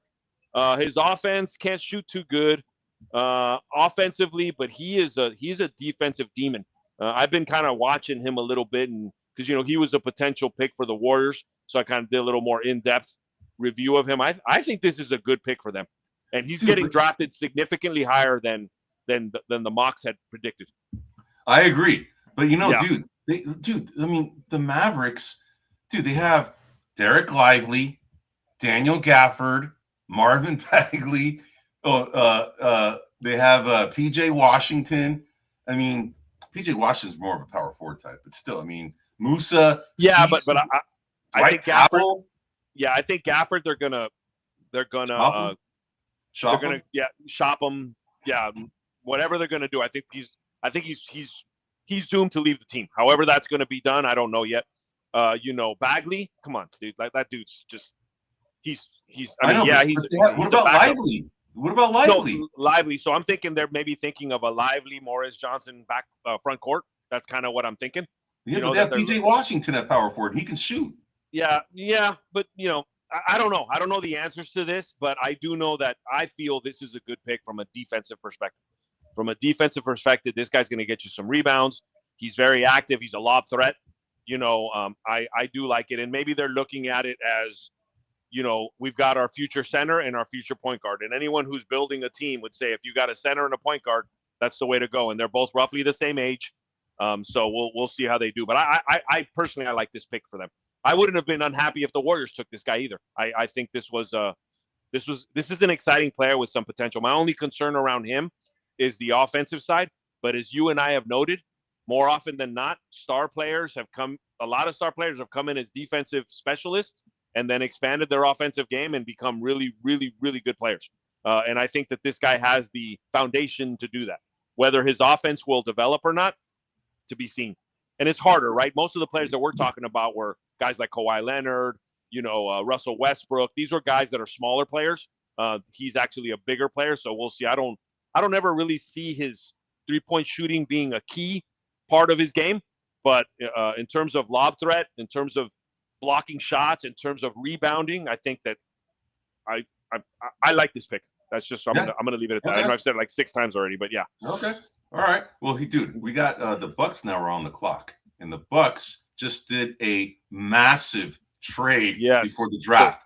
I mean, shook the world, man. Giannis Antetokounmpo, I think that he was the 11th or 12th pick. I forgot what pick he was for the Bucks. He was this young, skinny, kind of gangly guy. He just became this force of a power forward kind of slash point guard slash small forward. He does everything. This guy's a beast. Now he got traded to the Miami Heat in exchange. I mean, it's Bobby Portis and Giannis Antetokounmpo in exchange for Tyler Hero, Jaime Jaquez, Khalil Ware, and 3 first-round picks, including a pick in this draft. That's a lot, dude. And I believe 2 pick swaps. And 2 pick swaps. Yes. Yep. Dude, I mean, the Bucks got a deal, bro. They got a deal. I'm gonna poke some fun here. Okay. Players likely gone. Okay, you put Giannis, which good call. Yes. But 2 players that are almost likely gone now are 2 other players with the last name Antetokounmpo. They're gonna That's right. They're gone. That's right. Dude. They are Thanasis. Thanasis is gone, and man. Alex as well. Alex Antetokounmpo, Thanasis Antetokounmpo. Here we are busting LeBron's chops for putting his kid on the team, and freaking Giannis has put his whole freaking family on the squad, dude. Where's Mama Antetokounmpo, dude? When's she gonna put on a jersey? Let's go. Right. Well, hey, dude. One thing I had to say though, I did put this as a team that was going to do a draft day trade right around the draft, and I was right. The Bucks were one of the teams, and the Heat. The Heat was another one that I picked. So, so far I've got 3 with the Hawks, the Bucks, and the Heat. Not bad, man. You have the Bulls. You have the Bulls, the Nets, and let's see. Essentially, that's it for right now. The Bulls and the Nets so far. Yep. Dude, so as far as the what AI says, Ade Mata or Yaxel Lendeborg or the two. But Dude, right now it has Ade Mata at the slot, but Yaxel Lendeborg is the best available according to AI. So let me ask you this. How confident do you think Milwaukee is in Ryan Rollins' future as a starting point guard? I think they really like him, man. I mean, he turned out to be a pretty damn good player. So you have him as the point guard. You have Tyler Hero, kind of a slash point guard, shooting guard type. You now have Jaime Jaquez as their small forward. Kyle Kuzma, I don't know, man. I think his days are numbered there in my opinion. Oh, yeah, I think he's gone, especially for that price tag. Yeah, and then Miles Turner, I don't know what's going to happen with him either. You have Khalil Ware now there. Khalil Ware is a decent player. You have Kevin Porter as a backup shooting guard. Kevin Porter emerged as a pretty damn good player too. I forgot Kaspers Jakashunas out of Illinois was also included in this package for Milwaukee to get from the Heat, in exchange for the Bucks. So they have Ousmane Dieng as another guy, Pete Nance. So this team. They're rebuilding, man. They're retooling, and they got draft capital and a few good young pieces in Jaime Jaquez, Tyler Hero to build around, along with Ryan Rollins. So that was a good trade for him. And Khalil Ware as a backup, so I think that's a good trade for him, man. Good yeah. Job So the reason I was asking about Rollins is because they got this guy LeBaron Fallon from point guard out of Alabama, who's been kind of floated about as being somewhere in this range. I'm curious if they might pick him up. Oh, well, here we go. So the Bucks select. They went with Braden Burris. Did they really? Yes. And that's a lot of the Warriors fans were thinking that he would be the guy. Yep. All right, here we go. So here you go, man. Do you think that they take? Right. Do you think that they take? The Warriors are on the clock now, man. So do you think they're going to take Yaxel? Yeah. Or do you think they take Lendeborg? Or, dude, the other thing I've heard is that the Warriors were also kind of thinking about making the trade of the 11th pick and go back and maybe even try and dangle the 11th pick to try and get someone like a Trey Murphy from the Pelicans. So I've all of that before. So yes, I would want Yaxel. I want to be clear. So let me go. I haven't done the Warriors preview. This is one of the ones that are on me. So let me just go through the ratings here, and we'll talk about it as we go. So offensively, the Warriors were 113.8 points per game, good for 19th. Defensively, 114.4 games, good for 16th. They had a negative rating of negative 0.5, which was good for the 20th in the league. Bench scoring, 27, 69.7, which doesn't surprise me because there's a lot of injuries. There's a lot of people that they had a lot of different starters. Bench scoring, they're 45 points a game at third. What do they need? I think they need another star, a younger star, right? Not a Giannis or a Durant or anything. I think they need a younger star in the making. I don't think Yaxel's that guy. So I'm gonna be clear right now. I don't think Yaxel fits that. They need a center that can play and not be hurt and not be old, right? We've got Post there. I'm not sure what his future holds, but he really kind of fell off a cliff towards the tail end of last season. Especially once they got Porzingis. They need shooting. I know it's an odd thing to say about a Steph Curry team, but they need other people that can shoot. They need perimeter defense. And to me, one of the most important things is they need a play creator. Someone who, a lot of times when Steph isn't in there, that offense goes stagnant. They can't get to the cup. And they need someone that can do that. Where are they in the cap? 30th in the cap. Absolutely the worst team. 119.5 million.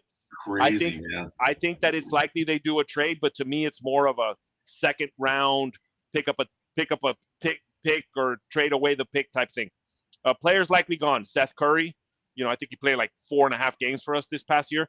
Charles Bassey, Nate Williams, and I do think DeAnthony Melton is going to be gone. You think he's gone? Yeah, I think he's gone. I think he's going to get more money somewhere else, but we'll see. Draft targets that I had at the 11th pick.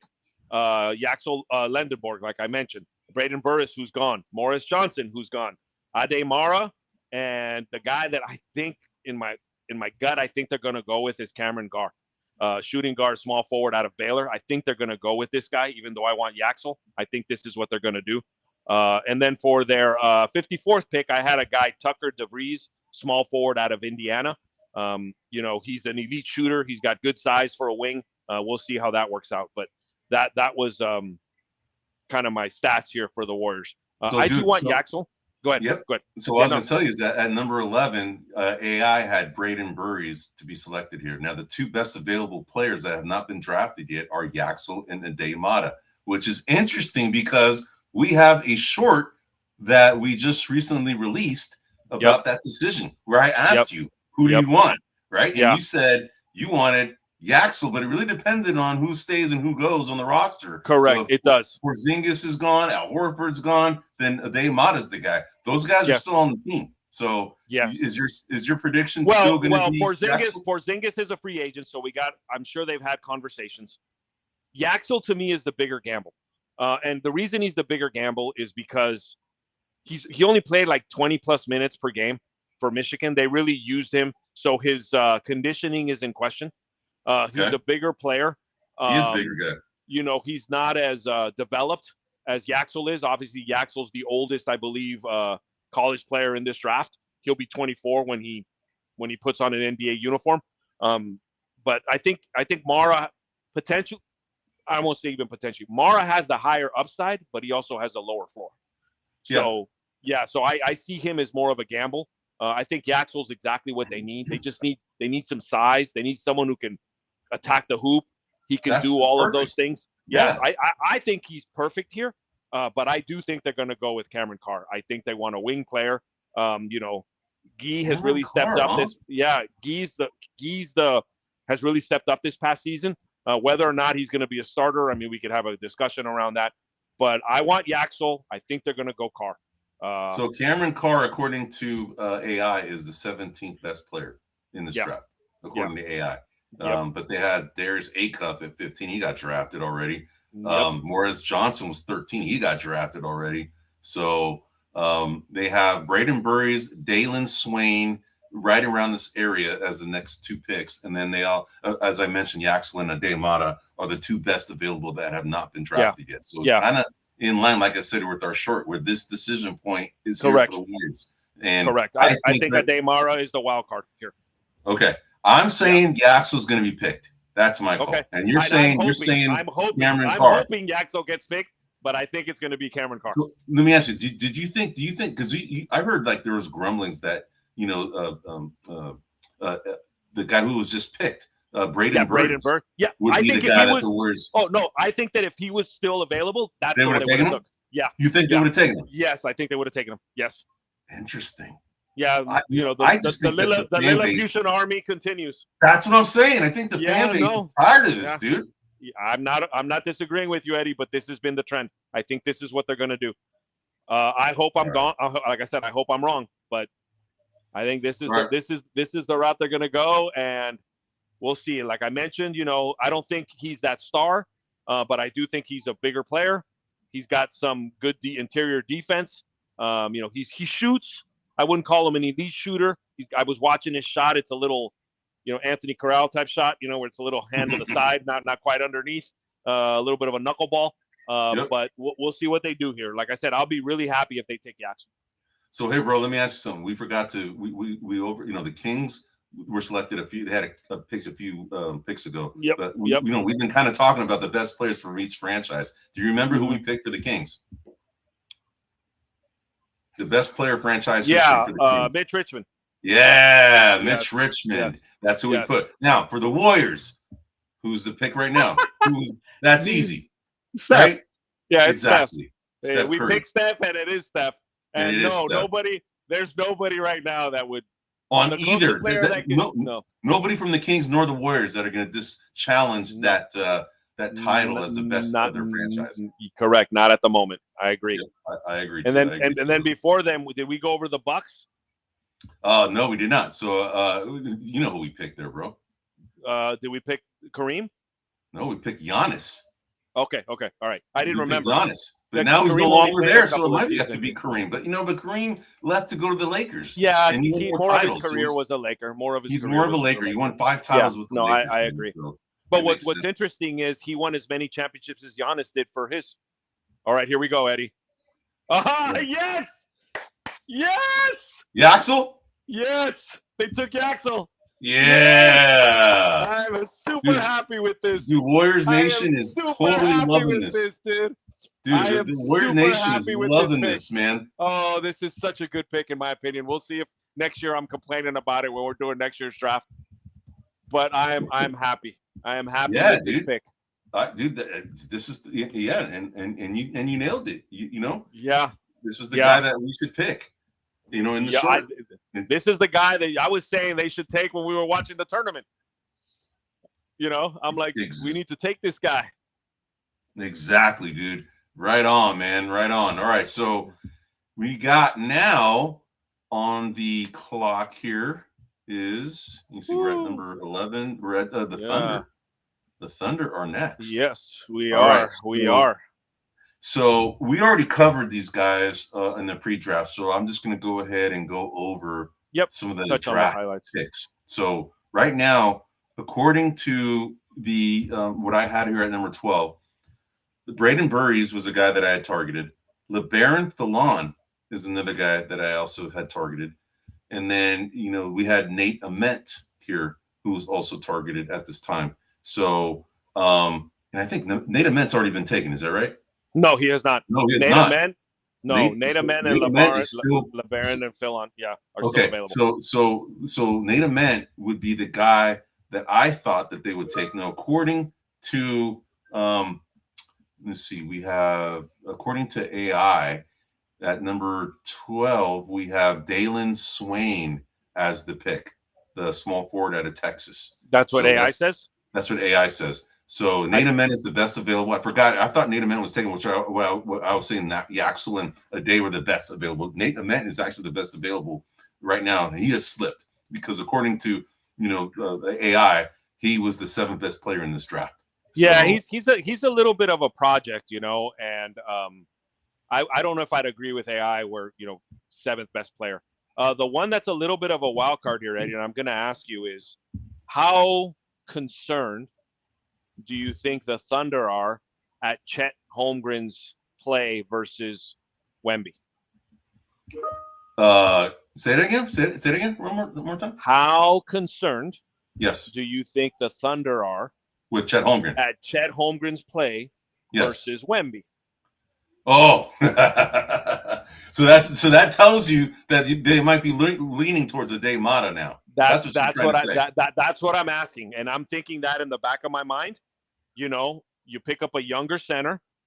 You see this year how he plays against Wemby, and then you potentially have a trade chip in Chet Holmgren down the road if he pans out.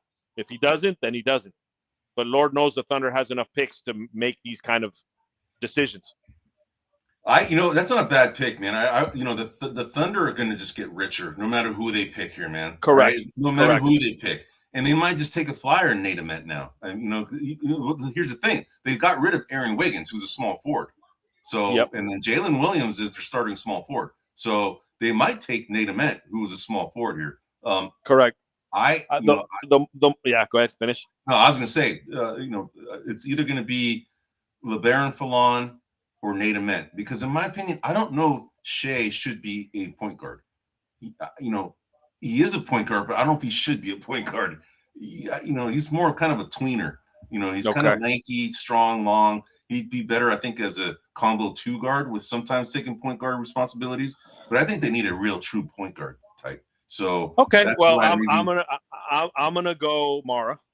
I'm gonna go with the dark horse Mara. Okay, I'm gonna say Nate Ament. I'm gonna say Nate Ament. Okay, you're going Nate Ament. I'll go with Mara, and I think that if they draft Mara, that's the end of Hartenstein. They're going to trade him or see what they can do, and it's a cheaper alternative. It's a lower cap hit to have Mara and Chet Holmgren be the centers, and it also addresses what I mentioned earlier, which was one of my concerns about Mara was he was only playing 20 minutes a game.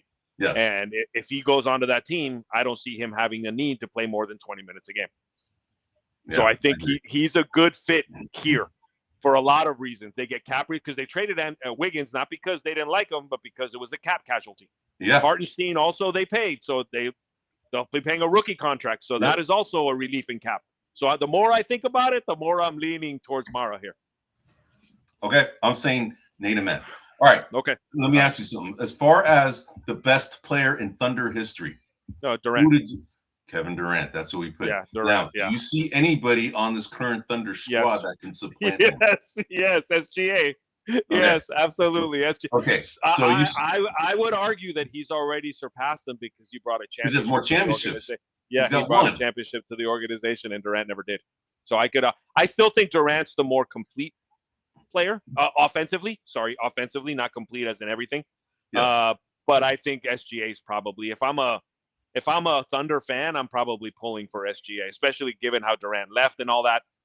You know, that would be part of my consideration. So I would go with SGA. I think yes, Durant's been surpassed. Okay, all right, I hear you, man. So so let me go ahead and go over the roster of the Oklahoma City Thunder. So we looking at the depth right now. So the depth shows. I say a point guard is needed. That's why I'm thinking Nate Amen is a small forward, but correct. I wouldn't LeBaron Fallon. I wouldn't be surprised if they take him because of point guard. Yeah, I would agree. I mean, I'm not saying that I don't agree with what you're saying. I'm just saying I think that Mara's the dark. Mara's the guy. I think that they have the depth to take a flyer here as a project. And correct. And I don't want to say he's a flyer, but they already have someone like him in Chet Holmgren. They would have two. They would have two Chet Holmgrens now. Yes. Essentially, right? And therefore they probably feel that they have a better chance of stopping Wemby with two guys like him. Yes. Like Chet. So the point guard is Shai Gilgeous-Alexander. They have Lou Dort as their shooting guard. They have Jalen Williams, who got hurt a lot. Well, the pick is in. And you're saying a day? That's who they took. Did they really? I don't show the picture unless they took it, my man. Wow, dude, you're hot, bro. Yeah, you are hot. Hartenstein's out. And if I'm Chet, I got a little itch in my back. I got a little tiny itch in my back. That's all I'm gonna say. There's a flyer around here. Dude, that was a good pick, dude. Good call, dude. Good call. Yeah. Dude, Nate Amen is just slipping, dude. He is, but again, I would say that he's the most project player in this lottery pick. Right? That I would say that. He's got a lot of upside, but there's a lot of project work that you have to do with him. Right. Okay. All right. Well, dude, good pick, dude. All right. So Ade Mata is the guy. Probably gonna take him down since he's already done. He's gone. That's it. So now we are on to the Miami Heat. Which is now the Bucks, They just got Giannis. And dude, that is a conference shifting move that the Miami Heat just pulled off. Now, we haven't done this is a Bucks pick, right? This is now a Bucks pick. This is now the Bucks pick. I don't think. I don't. Oh yeah, you're right. I think it is the Bucks pick. Yeah, I believe this is the. I don't. So the transaction must not be official, which is why they have Miami still here listed. But I believe this is a Bucks pick. Okay, so that they're probably making the pick for the Bucks. Correct. Yeah, I mean it's still going to be Miami. I think that because the trade is not officially done yet, they have to legally say it's going to be, correct. If you look it up, I think that. Let me see here. Let me see if I can find some information about it. So, all right. So let's see. So right now I have Miami Heat, but I have to do a pre-draft preview of the Miami Heat since we have not covered them yet. All right. Yep. So offensive rating, the Heat, they were 13th in the league last year at 116.71 points per game. That's points per 100 possessions. That's their average. Defensive rating, they were 13th at 114.54. And net rating, they are at 2.18, 13th. Dude, they were 13th across the board. And dude, lucky 13. My lucky number is 13, man, because that's my birthday date. The 13th of February. That's my birthday, baby. So 13 is always been lucky in my book, man. And now the Miami Heat are the lucky team, in my opinion. So now they're lucky not only because of that, but because now they have Giannis. And now this team with Giannis is seriously a dangerous team. They have currently on the roster, they have Davion Mitchell, who is their point guard. Although I think he's probably not really a true point guard, but he's their point guard. Norman Powell is their shooting guard. Andrew Wiggins is their small forward. Giannis is now their power forward, and now Bam Adebayo. Dude, that is a front court to deal with right there. That is a handful. That is a handful. Then they have Bobby Portis coming off the bench to take over either Giannis or Bam Adebayo, depending on who needs the breather. You got Pelle Larsson, who actually emerged to be a pretty good player out of Arizona, to be backup to Norman Powell. You have Drew Smith, who is their backup point guard. So they're in dire need of more point guard depth, in my opinion. So I that's who I think they need. That's what they need now. As far as their scoring, how they look from a roster scoring standpoint, starter scoring, they were 20th in the league at 77.1 points per game. Bench scoring, they were 4th, 43.8 points per game. Now, roster need, I said a true point guard. And I think they need one superstar player, which they just got. Okay. So that's why I'm saying they're going to be a problem now. Now, as far as salary cap, they're 16th in the league. They're at 69.8 million above the cap. So, that's not that bad. And as far as a draft day trade, I said likely. And sure enough, we were proven right on that one. Likely gone. Players that are gone. I think Andrew Wiggins is likely going to be dealt, in my opinion. He's at $30.1 million. I think that's a pretty big price tag for him. Kel'el Ware, we already know he's gone. He got traded. He's gone. Norman Powell is another one that could be traded. He's $30.7 million. So, and I think that, some of the players that they could target in free agency that I think fit this squad would be Fred VanVleet. Fred VanVleet, I think, is a good pick. Kobe White, Kevin Porter of the Bucks, although now, they probably would have shipped them, part of this trade if they really wanted to trade him. But Kevin Porter is the guy that I thought would be a free agent they could target. Dennis Jenkins of the Detroit Pistons, I think, is a good pick. Brandon Williams of the Dallas Mavericks. I think he'd be a good Miami pickup. And this is mainly because of point guard. They need a point guard, man, a decent point guard. And I think they, like I said, lights or a night off, that's his nickname, for off night. The off night, that's his name, off night, for Davion Mitchell. I like that. That's a great nickname, man. So I think nickname. They just need another point guard. So as far as draft picks, so they have one here in the first round, 13th pick. I know, Twan, you were looking to see if this is Milwaukee's pick. This is Milwaukee's making this pick. So so right now, what I had here before the draft was Kareem Lopez would be a guy that would be picked here from NZ Breakers, and then Yaxel Lendenborg was another guy at this pick. Now this is going to go to the Bucks, but I still think these are potentially 2 picks. Now, according to the AI is saying that the 13th pick is Morez Johnson. He's gone.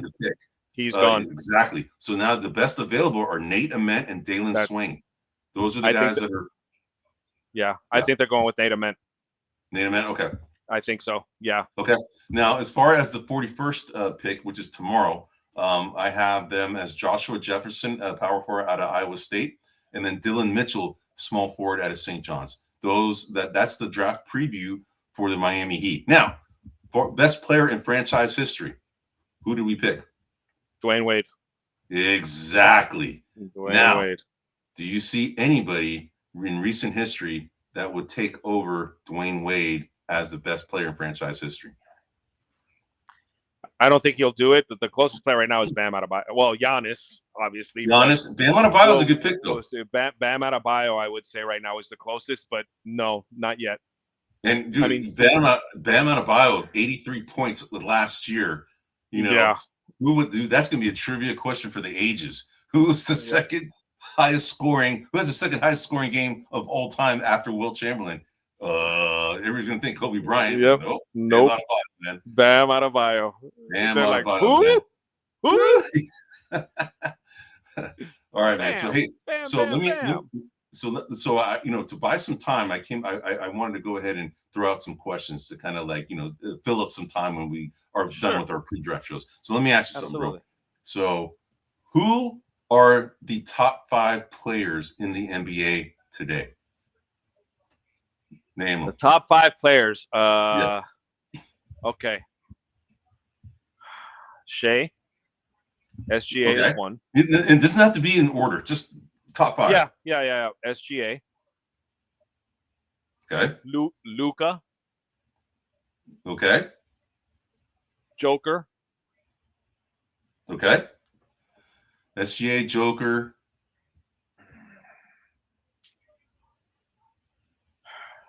Giannis.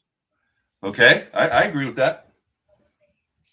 You said Luka, right? You said Luka, SGA, Joker, Giannis. Luka, SGA, Joker, and Giannis. Okay. That's who I have right now. The last one's hard because I want to say Wemby, but I don't know if he's quite there yet. I mean, he's a phenomenal player, but I don't know if I'd put him in the top 5 right now. But I don't know. I mean, you could look at Tatum, but he's had an injury season. Jaylen Brown. There we go. Called it again, Eddie. They took him in. Nice, dude. You're on a roll, bro. They took him in. Steph, I think, had an injured season. I think he's on the decline, so I wouldn't pick Steph. I'll go with Wemby. I can't think of anybody right off the top of my head to upseat him or to unseat him, I guess is the right word. So that's why I would go. I asked this question of a buddy of mine whose dad played in the NBA. Okay. And he put down the guy that so he definitely put Shea in there. Yep. What was that? How would I put this?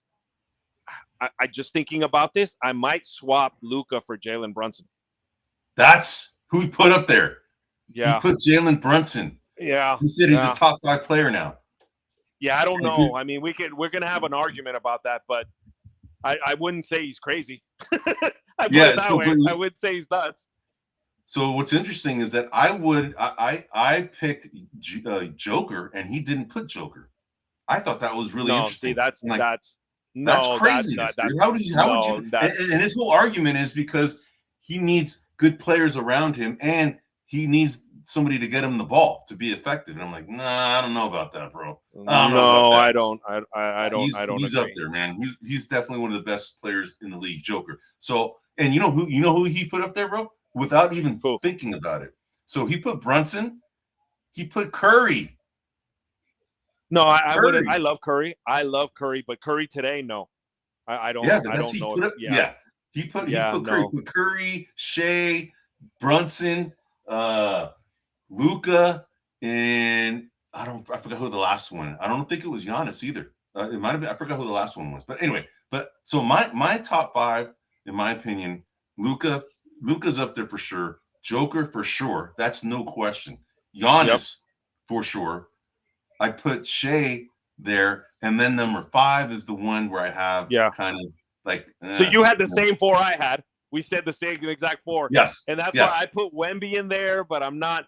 He's not there yet, but he's got the potential to be there. But you know what? This year I would say then Jalen over Wemby. So instead of Wemby, I'd have Jalen this particular year as we're going right now. Okay. Yeah. All right. Interesting. But if I'm having a draft, I'm drafting Wemby every time over Jalen. I don't really care. I hear you, man. Like 99 out of 100, I'm drafting Wemby. So my number 5, and it's only because I'm a homer, I would go with Curry as number 5. Curry. That's I won't argue. Brunson's right there too. I think I think Curry's the most exciting player. He's top 5 most exciting. But in terms of the best, no, his numbers are down. He's hurt all the time because he's older. Not all the time. I'm being a little unfair, but he's hurt often. He's not going to play I predict no more than 60 games per season, and that's if we're lucky going forward. So no, it's like you're saying LeBron. Like, no, just not today. Yeah, I hear not today. LeBron is not top 5 today. All right, man. So let's go on to the next. I have another draft pre-draft preview. You do. So I have the Hornets. The Hornets are on the clock right now, and they have 2 of the next 4 picks. So they have the 14th and the 18th pick here. So I'm going to go ahead and just cover the team right now for both. So for right now, the offensive rating of this team, they're 29th in the league at offense, which is interesting because they were kind of up and coming team, in my opinion, that they looked pretty good, at times last year. But their offensive rating at 107.37, that's 29th in the league. That's very surprising, man. Defensive rating, they're 24th at 116.65. Net ratings, negative 9.28. That's 27th in the league. Now, as far as the roster scoring composition, starter scoring is 71.3 points per game. That's 24th best in the NBA. Bench scoring, 21st at 33.8 points per game. This is kind of like in line with their ratings, right? Their starter and bench scoring kind of correlates to their ratings of their team as far as their offensive defensive net. So that's interesting. One of the first ones that we've seen that's kind of correlating so far. Roster needs. So I said a couple of vets with playoff experience, I think is sorely needed by this team. And I think they need a dirty work center and a power forward. So they still need a lot of work here. As far as salary cap, they're the third best in the NBA.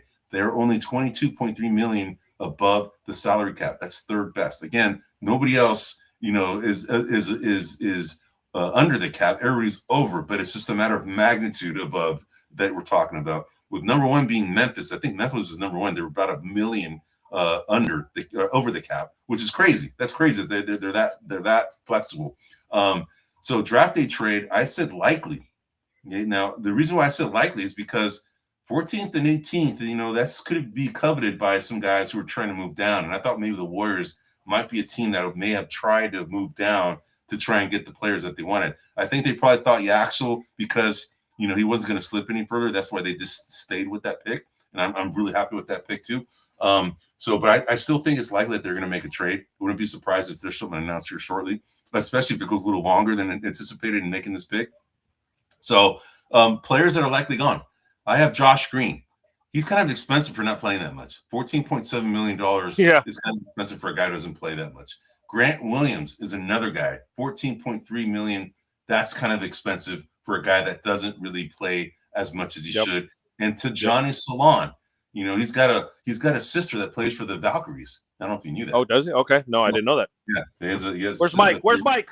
Yeah, exactly. We're gonna have Mike here shortly. And for those of you who were talking about Mike, Mike's my brother-in-law. He is actually a avid WNBA fan, and because of that, we're gonna have a segment where we're gonna feature him to talk about the WNBA. So for those of you who are WNBA fans out there, or your wives or your spouses that are WNBA fans, we're gonna go ahead and have a segment here shortly. When kind of playoff time is kind of around the corner for the WNBA. That's probably we're going to bring in Mike at that time. But he's also an avid trading card guy for WNBA. That's where he's putting a lot of his money into it, which is interesting. An interesting kind of strategy to kind of boost up, buying a bunch of trading cards for the WNBA. All right, so free agents to target. So I have Nikola Vucevic. I think that would be a good center that they could go ahead and get. Zach Collins kind of meets that dirty work kind of center. Ding. Oh! I said Kareem Lopez or Hannes Steinbach would be the guys that I Steinbach. They went with Steinbach. Okay, that's who I kind of thought. The Axel, Kareem, or Hannes Steinbach.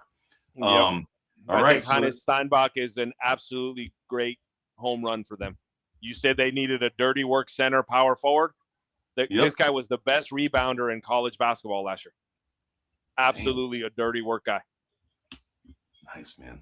All right. Yeah, this is a very good pick for them. As a matter of fact, when I was reading your roster needs and I was looking, I was like, they're taking Steinbach. Like I knew they're taking Steinbach, if you want to say it right, I guess.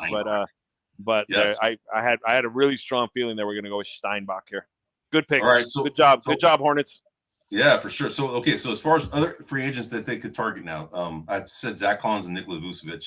I also said Thomas Bryant and Bruce Brown, John Collins. Those are all guys that I think that would round up their roster pretty well. Now, we already know what their draft pick was at number 14. It's Hannes Steinbach, but they have another pick in about 4 more picks. And the draft targets that I had there at number 18 were Morris Johnson, who's gone, Chris Senack, who's another center who's out of Houston, and then Jaden Quaintance out of Kentucky, who's another center. So I have 3 centers that they could likely target, but they already have Steinbach. So he's a power forward type. So maybe we'll just get another guy to kind of beef up their front court. So that's the Hornets pre-draft preview.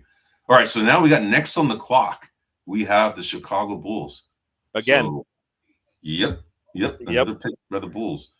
All right, so let's see. Who they pick? Right, Caleb. They took Caleb Wilson first. Yep. Oh, real quick before we get to there. Reminder for everyone. Yep. Before we get there, before we forget, who did we pick as the best player in Hornets history as the franchise player? Chris Paul. Yeah, Chris Paul. Yes. Chris Paul. Now, do you see anybody here displacing Chris Paul for franchise? No. Okay. Nope. You know what's interesting? Let me tell you something. So we were talking about my brother-in-law, Mike. So I think I told you, we've talked about this on previous podcasts, but I made a bet with him, you know, when James Wiseman came in the league. And I made a bet because he's such a freaking UCLA Bruin, the UCLA Bruin guys love their players, dude. They love their players, dude. It's amazing, dude. Because all I heard about last year was a day Mata. He's the best. This is the best, right? And then he goes to Michigan. Not one peep out of him about a day Mata, right? Betrayer. But anyway, I made a bet with him about the best player in that class when James Wiseman, and I said that it was going to be between him and LaMelo Ball. I asked him, okay, who's going to be the better player? And of course, I played to what he would normally say. He's going to pick the UCLA Bruin, no matter what. So UCLA Bruin was picked, and I lost that bet. And we bet a minimum of a $500 bottle of whiskey, minimum. So, dude, is Wiseman out of the league? That's the. I think he is out of the league. He is. I think he is out of the league. Why not take? Why not bring him back on the Warriors? Why not? I would, but why not? I mean, at this point, you got nothing to lose other than if he gets hurt. I mean, you bring him on for the absolute minimum. I don't even know what he qualifies for. Like, I mean, the vet minimum is probably like $2 million or something. But, exactly, brother. Exactly. Yeah. All right, man. So I know you're up at number 15. So I know that this is your team that you covered. So I did. Just so the targets that I had here were Braylon Mullins, who's still available, Kareem Lopez, who I think that's who they're going to go with, just for the record, and then I had Hans Steinbach, which obviously just got drafted the pick before. So I think they're going to go with Kareem Lopez. They do need a two-way wing, kind of three-point shooting. This guy kind of fits that profile. And so I think they're going to go with Kareem Lopez. I still have them highly likely for a trade. This could be a potential trade pick, although I don't think they're going to do it. It is a possibility here, but I think Kareem Lopez is our guy. Okay. And obviously, playing the game, we already played the Bulls game with Jordan. No one surpassing Jordan, so there's not even any point. Nobody's picking. And the closest up till now, obviously, the closest is Pippen, but obviously it's not Pippen. I would say Derrick Rose has been the closest player since Jordan retired, but again. What about Josh Giddey, bro? Josh Giddey. No. Take it easy. Take it easy. What about your boy, man? Your boy, Bucelis? Yeah, Bucelis. Just wait. Yeah, this is his year. Bucelis is coming out. This is his breakout season. Exactly. Watch out. Watch out with Bucelis. So AI, all right? So let me just tell you, AI the crack smoking AI tool that I have right now. Yep. They had Darius Acuff here to be picked at 15. He's gone. Now, he's gone. The best available players that have not been drafted according to AI are Dalen Swain, small forward out of Texas, and then Ibuka Okori, point guard out of Stanford. Those are the two players best according to AI that are available right now for No, also, and then Kareem Lopez is number 18 on AI's list. And what pick is this? Are we on 18? No, we're on 15. We're on 15. Yeah, no, I think Kareem Lopez goes here. Okay, yeah, and then the other guy that you brought up, Cameron Carr, you thought maybe the Warriors might take him. Yep. He is 17th on this list. Okay. So he's before Kareem Lopez. Okay. So I'm so glad I was wrong, by the way. I'm so glad they didn't take Carr. I wanted Yaxel. Same here. Dude, Yaxel.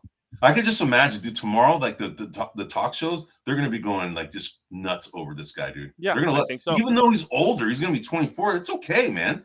Well, no, but when you think about it, it fits the Warriors' style. It's an older player who's ready to play now. Yes. It's a position of need. What I'm wondering is, what does this mean for Quentin Post? Right? That's number one. Number two, what does this mean for Draymond Green as a starter? Is another question I have. Right?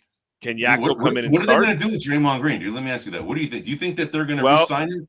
take up his No, player option? What well, do you think, man? everything. Well, the option is his, Yeah. and I don't know if he's officially exercised it yet. But from everything that I'm hearing, is the Warriors have said they're not gonna restructure the deal and they're not gonna extend it. Because initially, what he said is, I believe he's got 24 million this year. I think he was willing to say, hey, give me 15 million per year, but add an extra year, right? So 15 million this year, 15 million next year. I get a little bit more, but it's lower in terms of per year. And from everything I've heard, the Warriors are like, nope. Like, Okay. so I think this is Draymond Green's final year, which is going to be interesting because if he starts to feel it, I wonder how much of a distraction he might be. He might become a distraction, man. You're Yes. right. You're right. He has that potential. Draymond Green is a distraction to the entire team, man. I agree. Yeah. But right now, what are they going to do with Porzingis? We don't know if Al Horford is going to retire or not. I think that's still up in the air. So if they re-sign Porzingis, you have Yaxel. Let's say Yaxel plays well. I don't want to say he's going to be a starter right from the get-go because I don't think Kerr's going to do that. But he may be the first guy off the bench. Guy Santos, who's had a good season. Who do we got here? Hold on. We got a pick coming in. Oh. And this is by your Bulls. Yeah. There it is. Dalen Swain. That's who they took. So he was the best wrong. Available. Yeah, they went with Dalen Swain. All right, man. So here we go. Let's share Mr. Swain here for the masses. Where are you? There I am. Kind of running the hot board here. Small forward out of Texas.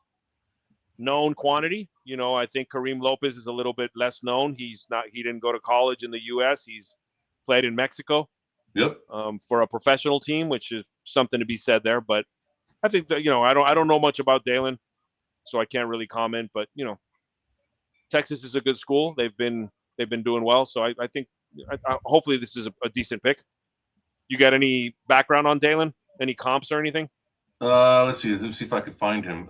Dalen Swain. Let's see. I'm still kind of. There's a lot of guys out there that are still available. Dalen Swain. So what I have right here, this comp is Herb Jones. Oh, so Herb he's a defensive player. Defensive player. Jeremy Grant is another one. This guy's 6'7" and 1.5. His weight is 211 pounds. His reach is 6'10". So considered a high-level athlete. He competes on both sides, a lot of versatility, struggles to shoot the ball, especially from deep. So he has a lot to do with his offensive skill set. So he's a defensive guy kind of first, but very athletic. So, and that's what scouts like. They like athletic guys mainly because of defense. Defense, wins in the NBA, especially in today's NBA. Given what the Thunder have constructed, and now with the Spurs, they're also a very defensive-minded team now too. So that's what's in vogue right now in the NBA is defensive-minded kind of players. So, all right, bro. So we got now on the clock are the Memphis Grizzlies. Correct. And so they are at pick number 16. Yes, they are. We already talked about who the best player in Memphis Grizzly history and franchise history is. That's Mike Conley. So we don't have to go through that anymore. So, before we get into this, let me ask, because we were talking about Draymond Green. It might be his last year. This is a question I wanted to ask you. Would Draymond Green make a good coach? Yes, I think he would. Okay. Do you think that's I think in he his? Would. And the reason I think he would make a good coach is because his success isn't on natural talent. His success is on grit, finding, intellectual, basketball IQ. And I think that the things that he's good at are coachable things. Yes. Now, of course, it depends on the motor, but I do think he'd be a good coach. But I also do think that he would have zero patience for players that aren't putting in 100%. Which I can see him being sort of Bobby Knight-ish. He'd be like Popovich, kind of like. Yeah, a little bit like Popovich. He'd have a short fuse. He'd be in your face. He'd tell you what's up. I think he needs to be out of the league for about 5 or 10 years before he could come back as a good coach. Because I'm going to poke a little fun at him. If anyone challenges him, I can see him getting physical with that player. Interesting. Like right now. Yeah. You know, he's shown that in the past. I can see that being a risk. So he doesn't have the maturity. He has the intellect to be a coach, but he doesn't have the maturity to be a coach. Correct. I think he's a little bit, not too much, just a little too immature right now. Interesting. And, you know, we talked about this in one of our past podcasts, most recent, when, you know, that article came out about, you know, Steve Kerr and the Warriors and, you know, the relationship with Draymond Green and, you know, and the books that he's been kind of telling Draymond Green to read and all this stuff. And, you know, it's interesting to find out that, you know, in that article that Steve Kerr and Draymond Green, at least according to Steve Kerr, they're very similar personality. You know, they're very hot-tempered kind of guys. And a lot of this is kind of not very noticeable from Steve Kerr because he's pretty, you know, balanced guy. His temperament's pretty good, but you can see him get feisty. He can get feisty. He's, you know, and he has correct. He had to work at it to be able to be the guy that he is today. And maybe, you know, these years that he's had with Draymond Green, maybe some of this hopefully has sunk in so that Draymond Green can kind of work on his maturity. He's gotten better, bro. I mean, honestly, he has gotten better. Oh no, he still has his tendencies, right? Yeah, no, he has. I would say the fundamental difference that I see between Steve Kerr and Draymond Green is Kerr had a little better control over his emotions. I think they were equally passionate, equally fiery, but Kerr was a little more in control of his emotions. I think Draymond, more often than not, lets his emotions get the best of him. And I think that's where he's in trouble. You know, I was watching him the whole postseason. He's part of the Inside the NBA. He's the honorary, you know, kind of fifth guy there with Ernie and Shaq and all them. Yep. And he's got good insight. He talk. I mean, you know, like when he talks, it's like, you know, it's very like I don't want to say believable, but it's very like, oh, I didn't know that. Like it's very like you want to listen. You know, he has like you know, he makes you want to pay attention and go, okay, yeah, I get that, I see that, and he's got different interesting angles. But I do think in the heat of competition, he's more prone to lose his cool. And so right now he just needs a little bit more mature. But I think that's a good comparison in terms of overall personalities. Kerr and Draymond, I think, are very similar. They're very passionate about things. So let me ask you something. Who do you think has been, and dude, this is kind of a question that's going to be hard for you to kind of tap and come up with an answer right away, but who are some of the coaches in recent memory in our lifetime that could have the same temperament as a Draymond Green as a coach? Who are there? Anybody that were? I already mentioned Greg Popovich. Would you say he's the guy that would be the closest to kind of being, you know, a measure of what we see Draymond could become as a coach from a temperament standpoint? Yeah, that's a good question. I'd have to think about it. And you mean active coaches today? Not it could be active or anybody. So, I think a Pat Riley comes to mind. You know, that's not a bad call, man. Yeah, I think a Pat Riley comes to mind historically. I think they're both, you know, I think again Pat Riley's more like Mr. Cool, but you know, he was equally passionate. So I would put Pat Riley as a guy. I'm trying to think. Yeah, I mean, if you look at Don Nelson is not like that. No, he wasn't a hothead. No, and the thing about it is, I can think of coaches that have gone a little like Bobby Knight, for example, and Draymond's not like Bobby Knight. I mean, Bobby Knight he's all over. I mean, he's just, you know, I think Draymond can be like Bobby Knight, but I don't think he is like Bobby Knight. So that would be like the extreme. Like that's kind of okay. This guy's way off on left field. That's Bobby Knight, one end of the barometer, and then you have someone like Lenny Wilkins, for example, on the right. That is just Mr. Always Calm. So like if you're looking at each of these ends, Draymond's and those are the ends, and it's going 1 through 5. Draymond's somewhere in the 6-7 range, you know, which is where I would put Pat Riley, you know, where I would put Popovich. He's a little calmer, but don't be fooled by the head coach over at Miami right now. Spoelstra. He's sort of in that range too. He's in the 6-7 range. He's a little more heated. I think he can kind of hold his own. Outside of that, you know, Tom Thibodeau, he's a fiery guy, but it's not the same thing. I don't see it as the same thing. Mike Brown is chill. Yeah, Mike Brown is calm. Maybe someone like Jerry Sloan. Jerry Sloan would be someone. Yeah, he was kind of a hothead. Yeah, it Actually, was someone that Jerry would be Sloan was a hot, comparable. and he was known for Yeah, being kind of a hothead player too, man. yeah, So yeah. that might be the But closest. That's a good call. Good pull, man. yeah, by the way, there's been a pick. The Grizzlies picked up the point guard Bennett Sturts. Yeah, I got that one. I got it. Okay, all right, okay, cool. So and let me see. Did you have him on? You actually had him. Let me see. At number For 16, the you had Nate 16th pick, Ament. no, yep, which is already gone, and then Chris Senek. Yep, Kersenek. Yeah. Yep. So yeah, we didn't get that one. All right. So So, now, so I wonder if this is a little shot across John Morant's bow now. We got a point guard. We're done with your tomfoolery. We'll see. I put this as a highly likely trade. Yes. If they got their guy, if there was someone that they were focusing on for this pick, we could see a John Morant trade coming up. Interesting. Yeah. We'll see how this plays out. But that's interesting. Yeah. Yeah, this was a guy he's been talked about a lot. I've heard him in a lot of mock drafts. I think he drafted maybe a little bit higher than people were. For sure, because AI has him at 22. Correct. So to me, this taking them at this position might be a statement. Might be saying, all right, we don't want to wait for our 32nd pick to see if he's still there. Let's take him now. Yep. Yeah. So we're now at the 17th pick. And look who's back. It's the Oklahoma City Thunder. Jeez Louise. Exactly. Now, for the 17th pick, I had Yaxel Lendenborg, already taken. Yep. Christian Anderson, point guard at a Texas Tech, and then Cameron Carr, shooting guard at a Baylor. Now, Cameron Carr is still available. Yep. And this is AI had him being selected at 17 right here. And I think I agree with AI.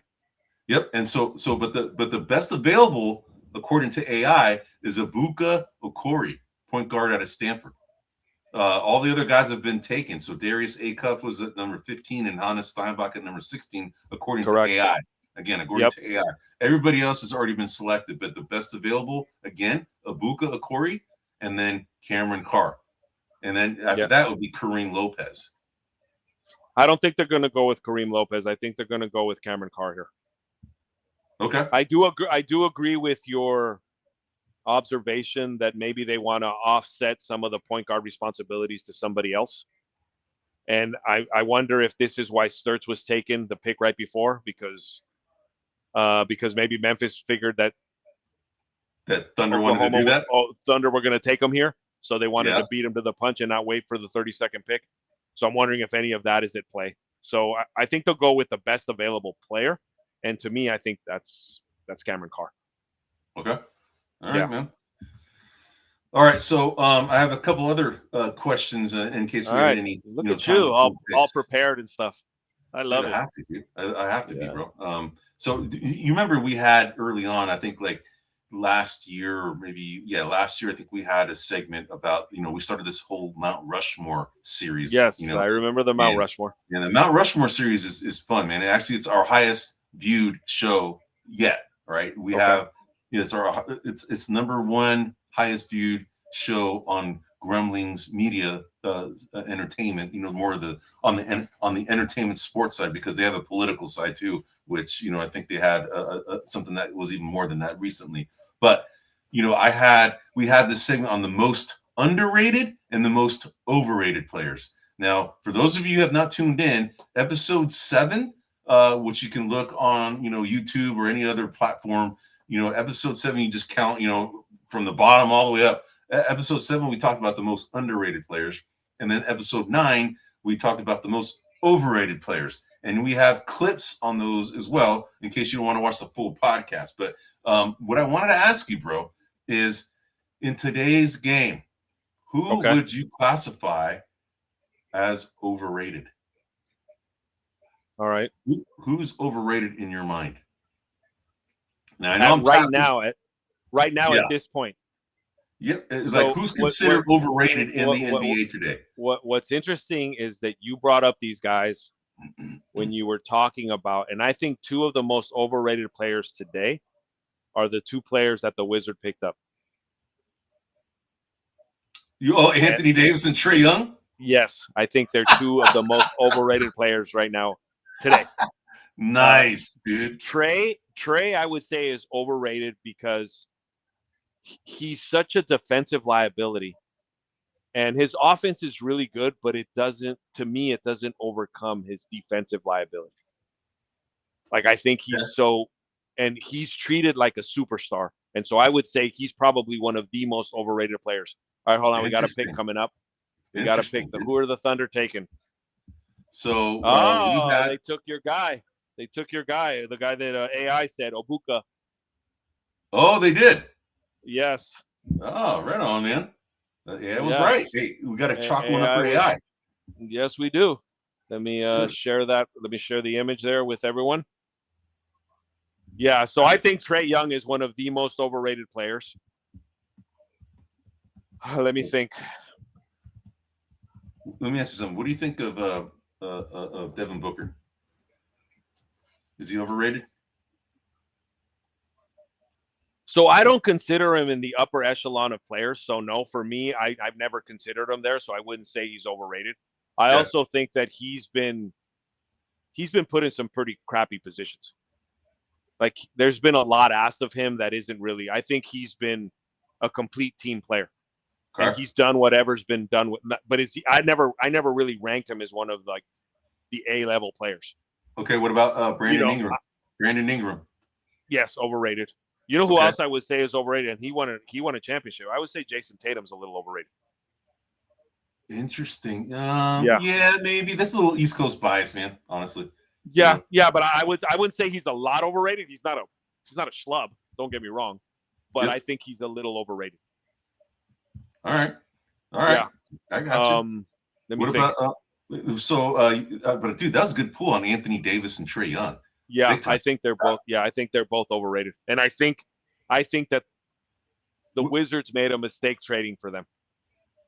Okay.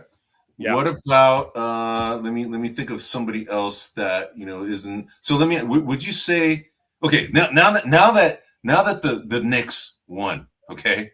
Yes. We're gonna hear about Brunson left and right, dude. It went from here to here. Yes. Yeah. Yes. Yeah. So, and dude, Brunson showed up, dude. I got to give it to him. That guy, absolutely, being a second-round pick out of Villanova that slipped when I thought he was a really good player in college, only because of his size. Yeah. So there's examples just littered throughout the league of scouts who just got it wrong, and he's one of the guys that the scouts got wrong. I agree. Nikola Jokic is another one. Draymond Green is another one. Tony Parker, Manu Ginobili. There's all kinds of players that they hit. And it's because they're not, the scouts look at athleticism. That's what they really look at first. They want, because of defense. Defense is what they look for first, usually. And that's why they like athleticism. And Brunson, I would say prior to this season, in my opinion, was a little overrated. I don't know prior to this season. Okay. But now he's going to be overrated only because the media is going to hype him up. But he deserves to be considered one of the better players in the league for sure. Yep. So I agree. But he was one that I was going to put in there as somebody who would have been overrated. Correct. Prior to the season. Correct. Oh, you mean underrated? Overrated. Oh, so you think he's overrated now? Overrated prior to this season, but then he showed up. And now you think he's earned it. But he's earned it to be, no longer overrated. But now that the New York media has got a hold of him now because they won a championship, he's going to be overrated again, dude. Interesting. I have a little bit of I think when he was in Dallas, he was severely underrated. Yes, I agree with you. And then in New York, man, it's just so hard with New York. Because they blow up everybody, dude. They just blow up everybody. So now, since we're talking about the Knicks, even though they haven't come up on a pick yet, so who did we pick as the best player in franchise history of the Knicks? Do you remember? I'm thinking. Yeah.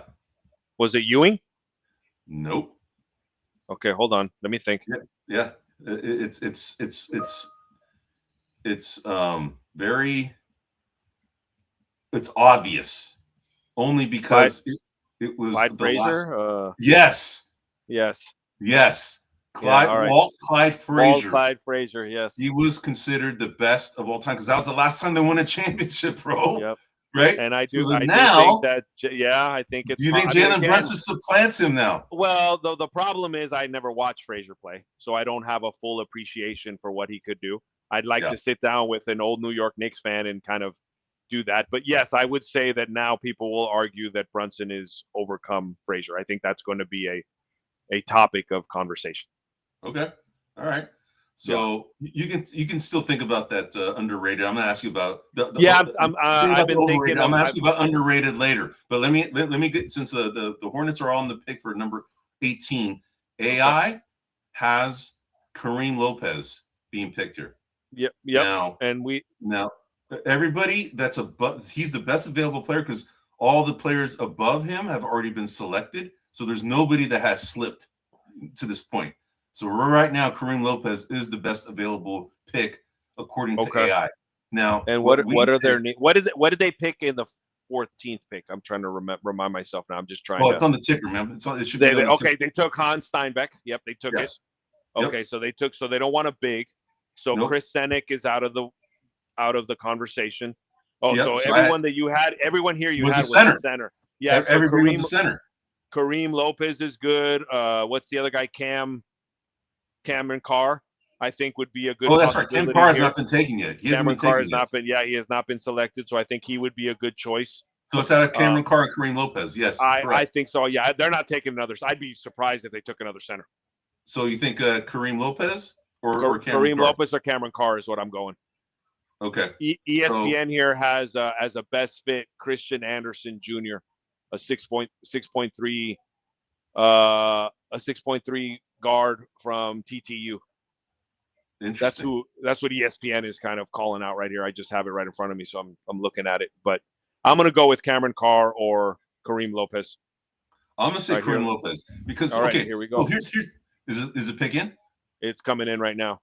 Okay, so right now they have LaMelo Ball. My goodness! They went with ESPN's pick, Christian Anderson. Really? Yeah, they went with Christian Anderson. Yes. Wow. All right, dude. Christian Anderson is number 28 on AI. Just so you know. Yep. I don't know. This might have been a little bit of a stretch, but what does this do for LaMelo? Does this mean anything for LaMelo? You know, LaMelo obviously plays point guard. Yeah. We'll see what this means for LaMelo. You know, LaMelo always gets hurt, so this could be just insurance. You know, now that they moved off the big baller brand shoes, you know, maybe that he's not going to get hurt as much. So you're funny. You're funny. You know, but Hans Christian Anderson, dude, he's no longer writing books but playing ball, dude. So that's it. Christian Anderson. I don't know much about this guy. So I'm gonna see if I can find anything about. I'm looking as well. I'm seeing if there's anything that is talking about. Yeah. So this is his player comp is Dennis Schroeder. Okay, I got 3 comps here that AI is coming up with. One is Darius Garland. Okay. One is Mike Conley, which that's a home run if you ask me. Yeah, you like him. And then the other one was Dennis Schroeder. So those are the comps right now. 6'1", barefoot, 180 pounds, 6'6" wingspan. He's averaging 18.5 points per game, 7.4 assists, 41% from 3-point. It's pretty good for college, man. Yeah, and he shot a lot. So he's a good shooter. Yeah, I mean, overall, looks like a pretty decent pick. I think maybe they stretched a little here, or they reached a little, I guess is the word that I'm looking for. But dude, 41% from 3-point is legit. It is. So little interesting tidbit. When Klay Thompson got drafted out of Washington State, his shooting percentage was below 40% from 3, even in college, which is a shorter distance than pro. And it didn't initially translate because, Klay Thompson became one of the best 3-point shooters we have ever seen in this game. Correct. So, yes. So just because second best, I would argue. You could argue second best. Yeah, you could argue second best. Although Reggie Miller would have something to say, and same with and Ray Allen, right? Correct. Correct. So yeah. Yeah. That's not set in stone, but it is a conversation. Right. Yeah, and one thing I like to see from those numbers too is how far behind the 3-point line do they shoot? Because a lot of these college players usually shoot a foot and a half behind the 3-point line. You know, kind of mentally preparing for that NBA line. Yep. So it'd be interesting to if I can watch some video on this guy. All right, now we're we got Toronto Raptors on the clock, correct, number 19. Correct. All right, so let me go over this. This was mine. So they've got the 19th pick. The people that I put here, and so just as a reminder, some roster needs: rim protection, consistent 3-point shooting. They need some bench depth. I think some of this they can fill here. So at the 19th pick, I had Bennett Sturts, who's gone. Yep. And then I had LeBaron Fillon, Jr., guard out of Alabama. I think he might be a good fit here. And I had Zuby Ejiofor, power forward center from St. John's, small center. He's 6'8", so he's not a large center, probably more of a power forward, small forward. I don't know if I have to look at his comparables and his kind of some of his background, but I don't know if he's a particularly good shooter or not. But that's who I have here. LeBaron Fillon is a guy that, you know, when I was looking at all the draft boards, and look, he was somebody whose name was potentially rising.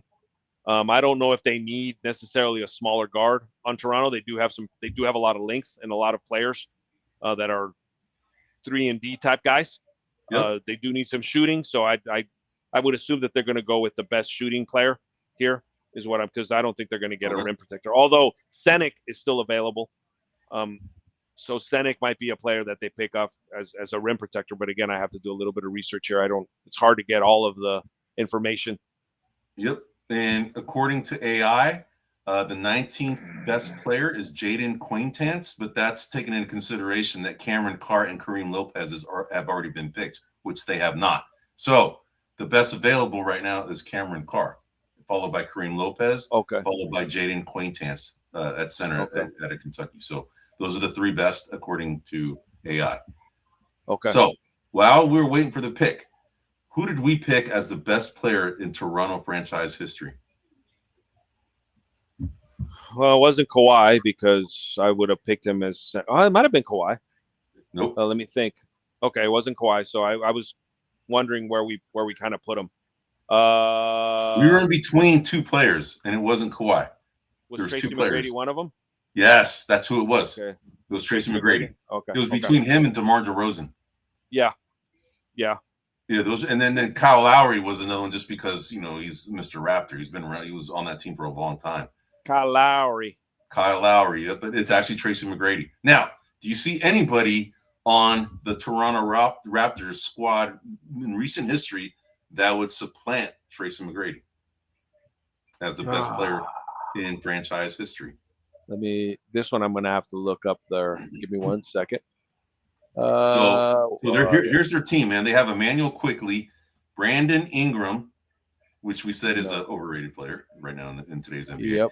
RJ Barrett, Scotty Barnes, Jakob Poeltl. Then they have Jacoby Walter as a backup, Jamal Shed. They have Colin Murray Boyles, Jamison Battle, Sandro Mamushkelashvili. I think I said that right. That's not bad. Yeah, that sounded pretty damn good. Yeah. Jonathan Mogbo, and then Grady. Don't call me Harry. Anyway, I love that guy. Don't call me Harry. Hold on, we got a pick coming in. All right, man. So this is number 19. Number 19. Alan Graves. Oh, interesting. Alan Graves. Yes, power forward from Santa Clara. We had made some comments about Santa Clara and how they're coming up in the draft. There've been some players coming out, and Alan Graves joined. It all started with Jalen Williams, man. Correct. It did start with Jalen Williams. Well, it started with Steve Nash, and then there was a breakdown of about 20 years. Then it picked up again. But dude, I mean, Steve Nash put Santa Clara on the map for basketball because they're like, I mean, he'll never Santa Clara. I mean, he's going to be the best player in Santa Clara basketball history, period. Yep. I don't think anybody will ever beat Steve Nash. I would agree with you. Yeah. I would agree with you. Especially now with the portal and everything. It's going to be really hard. A lot of them only last 1 year. And if you last longer than 1 year, you're upset with the team because they didn't highlight you. And now you're going to the portal and going somewhere else. So I agree. Exactly. Given all of the dynamics, the options that you have in college basketball, I don't think anyone will surpass Yep. Steve Nash. Yep. So to get back to your question, I think the closest player might be Scotty Barnes, but no, he's not. He's not going to be. He's not going to be it. No, but Yes. on this particular squad, I would say Scotty Barnes. But no. Yeah, but how about like recent history? You have DeMar DeRozan, you have Kawhi Leonard, Kyle Lowry. I mean, those are the three. Well, I would say Kawhi, but Kawhi's more of a Spur. OG Anunoby? No. Yeah, no. I mean, he hardly played. They're not better than Tracy McGrady, man. Tracy no, McGrady's a Hall of Famer. Kawhi would be better if he was there longer. Yes. But no. He was there for a rental, dude. He's more of a Spur, really, than anything else. Yeah, he's a Spur. He's absolutely a Spur. So let me ask you something. Do you think Kawhi Leonard gets moved this offseason? Yeah. You think he's gone? You think he's gone from the Clippers? I think so. Do you think the Warriors are going to try and make a play for him? I hope not. Do you think they might? I mean, if they're willing to take Draymond or Butler for it.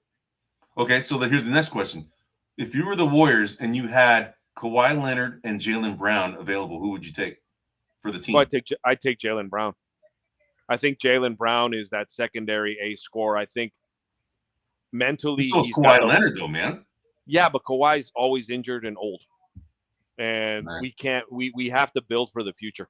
Jaylen Brown will never be as good as Steph, but he can take Steph's role in this current lineup, and Steph can kind of take a step back and be more of option B. Not that he ever would be, but I think I would go with Jaylen Brown. I just don't. Kawhi's hurt all the time. He's very distant. He's older. He's the better player. Like, he is the better player. Yeah. If I had to pick one game where everyone was healthy, I'm taking Kawhi over Jaylen Brown. Absolutely. Don't make that mistake. But for the Warriors, for where they're at, he went to Berkeley as well. He's familiar with the area. I take Jaylen Brown right now. I would.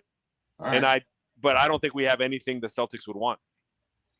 What about freaking Brandon Bajemski, man? Nah, dude, they're not. No way. No freaking way, dude. Dude, I'd gift wrap. I'd gift wrap pods. Go ahead, take them. You take them to the airport, dude. Exactly, dude. I'd be like, let's go, bro. Get in the car. Let's roll. All right. All right. So, dude, we got the Spurs on the clock right now, man. So, the Spurs. We had that. So we've already done their pre-draft coverage, so we won't do the preview since we already did it. But this was my team that I covered. As far as roster needs, I put a dirty work power forward and a backup point guard. Okay. Now I thought Draymond Green would be a great pick. So free agents to target. I put Jock Londale. I put Kobe White, Anthony Simons, and Draymond Green. These are guys that are both dirty work power forwards as well. You know, the other guys that I mentioned, Kobe White, Anthony Simons, are backup point guards. You know, this team is not far. They proved it. They proved it this year. They just got overworked by a more veteran team, and to get to the point of getting to a championship. I mean, you have to go through a process to get there, and the Spurs went through the process of going from a play-in team to becoming in the finals in 1 year. They did that all in 1 year. So I think next year, this year. This was the process for them to figure out what they need to do. The coaching is still young. They made mistakes throughout the process. They figured out that De'Aaron Fox isn't their point guard for the future. Dylan Harper is, and I think they figured this out in this playoff series. So, but as far as the 20th pick, I have them picking. It was either between Jaden Quaintance. Or Terrace Reed, your boy at UConn. Yeah, so, I like Terrace Reed, but I was just looking up Quintance's profile. He's comparable to Jalen Duren, Robert Williams, more of a defensive kind of shot blocker. I think they might if they're going to go with those two options, I think they might go more with Jaden. Although I like Terrace Reed quite a bit. Yeah, but what about Kareem Lopez? Do they need another wing? I mean, he's a small forward, Yeah, I mean, they've got Dylan Harper, they've got Champagnie, they've got Champagnie's a small forward. But as far as they've got Stephon Castle. Yeah, but this guy, he's like 6'8", 6'9". This guy, man. How tall is Devin Vassal's not that tall, dude. I think he's like 6'7" at most. I'm not sure though, but I think that's where he's at. I think Kareem Lopez is not a bad call. Yeah, I was sure. going by the two choices you had here, but yeah, so I think Kareem Lopez. Let me see. Yeah, I think Kareem Lopez might be the pick. All right, let's see. Yeah, ESPN has here Kareem Lopez or LeBaron Fallon. So it's a good call. Could be Kareem. Yeah, and according to AI, Cameron Carr is the best available, followed by Kareem Lopez and then Jaden Quaintance. LeBaron Fallon, according to AI, is 23rd. Yeah, I'm gonna. How would I put this? For some reason, Jaden Quintance is standing out to me. Okay, I'm gonna say Kareem Lopez. So, but as far as their roster, so they have De'Aaron Fox, currently as their starting point guard. They have Stephon Castle as their combo shooting guard / point guard at times. Devin Vassell is their small forward. They have Julian Champagnie as their power forward, and then Victor All-World Wembanyama as their center. Dylan Harper is their backup point guard, as well as their backup shooting guard. Carter Bryant, who's actually a pretty good little defensive player. He's good. He's going to be pretty good for them as far as a defensive specialist. They have him as small forward. And the reigning sixth man of the year, Keldon Johnson, is their backup point power forward, and then Luke Cornett is their backup center. So they definitely need some help at the size behind Victor Wembanyama. But as far as in my opinion, I think Kareem Lopez makes sense because you have Devin Vassell and you have Carter Bryant. That's why I think they should. All right, Eddie. Well, the pick is in, and they good pick, dude. Yeah. Dude, you're like the whisperer today, man. I could, for whatever reason, I'm in sync. That means tomorrow I'll get everything wrong. but yeah, I had a feeling they need someone who can unburden Wemby on some of the physical blocking and play. Wemby's not there yet physically, and I think this kid might be able to help there. Yeah, it's a good call, man. Yeah. Good call. Yeah. So, all right, man. So we got next on the docket are the Detroit Pistons. So disappointing season for the Pistons, in my opinion. For sure. Yeah. So you have they're at the 21st pick, and according to AI, it would be Isaiah Evans from Duke, shooting guard. I had him as one of the players that I had targeted here for the Pistons were Bennett Sturts, who's gone, Christian Anderson, who's gone, and then Isaiah Evans was the guard forward, 6'6" out of Duke, perimeter scorer, good shooter. I think he would fill some of that role in terms, just as a reminder for roster needs. They really need a Robin for Cade's Batman. When Cade doesn't play, that whole offense just shuts down. Big time. They need someone that very, can very prominent shots. in the playoffs. That was so prominent, man. It was on display big time that they needed a secondary scorer, man. Big time. Correct. Isaiah Evans, I have him here as a perimeter scorer. So, he's all external, which may or may not help. Kareem Lopez might also be a guy. I mean, he's a little bit more attack the basket type of player. I would assume he's not a great shooter. So I would assume he's not as good a shooter as Isaiah Evans. So maybe Kareem Lopez is something that could fill here, but I'd probably go the safe route with Isaiah Evans. Yeah, Kareem Lopez is actually being compared to, according to this guy, Tristan Da Silva. So he's kind of one of the more underrated, unheralded players in this draft, and he essentially does a lot of things, a lot of things well. He doesn't have like a go-to thing. He's just like the jack of all trades kind of guy that does everything pretty well. Gotcha. And then some comps for Isaiah Evans, Jordan Hawkins, Isaiah Joe, a smaller Brandon Ingram. Interesting. Okay. Yeah, that's who they got as comparables. All right. So let's see. We have now the Pistons. So you have Isaiah Evans. All right. So who did we pick? Who did we pick as the best player in Detroit Pistons franchise history? I'm going to lean towards Isaiah Thomas. That's exactly what we picked. Isaiah Thomas. He's the best. Now, do you see anybody? Do you see Cade Cunningham potentially supplanting him? That's going to be hard because Isaiah won 3 finals? 3. Yep. And were they back to back to back? I don't think so. I don't remember though. Okay. I don't remember Because but then you look at those Piston teams in the middle with Ben Wallace and Rip Hamilton Yep. and those guys, and nobody Uh, there uh, really. Chauncey Billups. Chauncey Billups, but nobody there really. Chauncey Billups, who's in a whole world of trouble. Yeah. Yep. Yeah, Mr. Gambler, but Yep. no one there really surpassed Isaiah Thomas. I don't know if Cade can win 2 to 3 championships. If he does, maybe, but right now, no. I'm gonna say no. There's no one there. I can't see Cade doing it. Okay. So I'm gonna go no. Okay. So you predict Isaiah Evans here. Yeah, I'm gonna predict Isaiah. I think that's the safer pick. I think if they want to take a risk, they'll go with Kareem Lopez or Cameron Carr. Carr Still there, right? Cameron Carr is still there. Cameron He's Carr a is still there possibility as well. So Yep. I'll say Isaiah Evans or Cameron Carr, but I'll stick with Isaiah Evans. Okay. I'll say Cameron Carr. Okay. Okay. That's call. my call. Yep, that's my call. All right, man. So as you've been thinking about it, are there any overrated players that you can think of that have already, that we haven't already talked about in the NBA today? Overrated. Yeah. Overrated. Yeah, we talked. You brought up 2 great ones in Anthony Davis and Trae Young right from the jump. That was awesome. And before this year, I brought up Jalen Brunson. Here's a little bit of a controversial one, just because I'm not a big fan of his game style.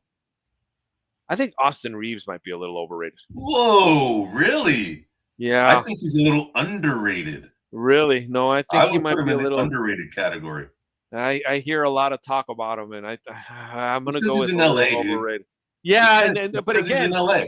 But again, that's how you get overrated, right? You're in a market that promotes you. My opinion would be that most of the people that we declare overrated are in large media markets. You're not really going to hear of someone that's overrated on like the Spurs or or Oklahoma City or Milwaukee, or you're not. But where you're going to hear it is in Miami's, in New York, Miami, in LA. And so and again, I want to articulate. I think Reeves is a hell of a player. I'm not a fan of his style. It's a little goofy to me. He's a little kind of a goofy player. Yep. But I hear a lot about him, and I think he's a scotch overrated. Okay. I would go with him. Okay. So now, maybe we've already kind of beat that one down a little bit. So what about underrated? Who would you say is underrated? That hasn't gotten the recognition, but is a really good player that maybe because he's in a small market doesn't get the fanfare, right? It's like somebody maybe like a Scotty Barnes. Would you say he's underrated? Yeah, I'd say he's a little underrated. Hold on, we got a pick coming up. This is your Pistons, right? So you're saying Isaiah Evans. Isaiah Evans is what I was saying. Yep. Kareem Lopez. They went with Kareem Lopez. Did they really? We talked about him. Yes. Yeah, we talked about it as a possibility. So let me share the slide here. Kareem Lopez from the Breakers. Wow. I think this is a good risky pick. Yeah. Because he's got some upside. He could potentially be Robin. I mean, I don't think the other 2 guys we talked about were really going to be Robin. He could be a Robin, or he could be out of the league in 2.5 seasons. I look at him sort of like not the result, but the same anticipation as Jonathan Kuminga.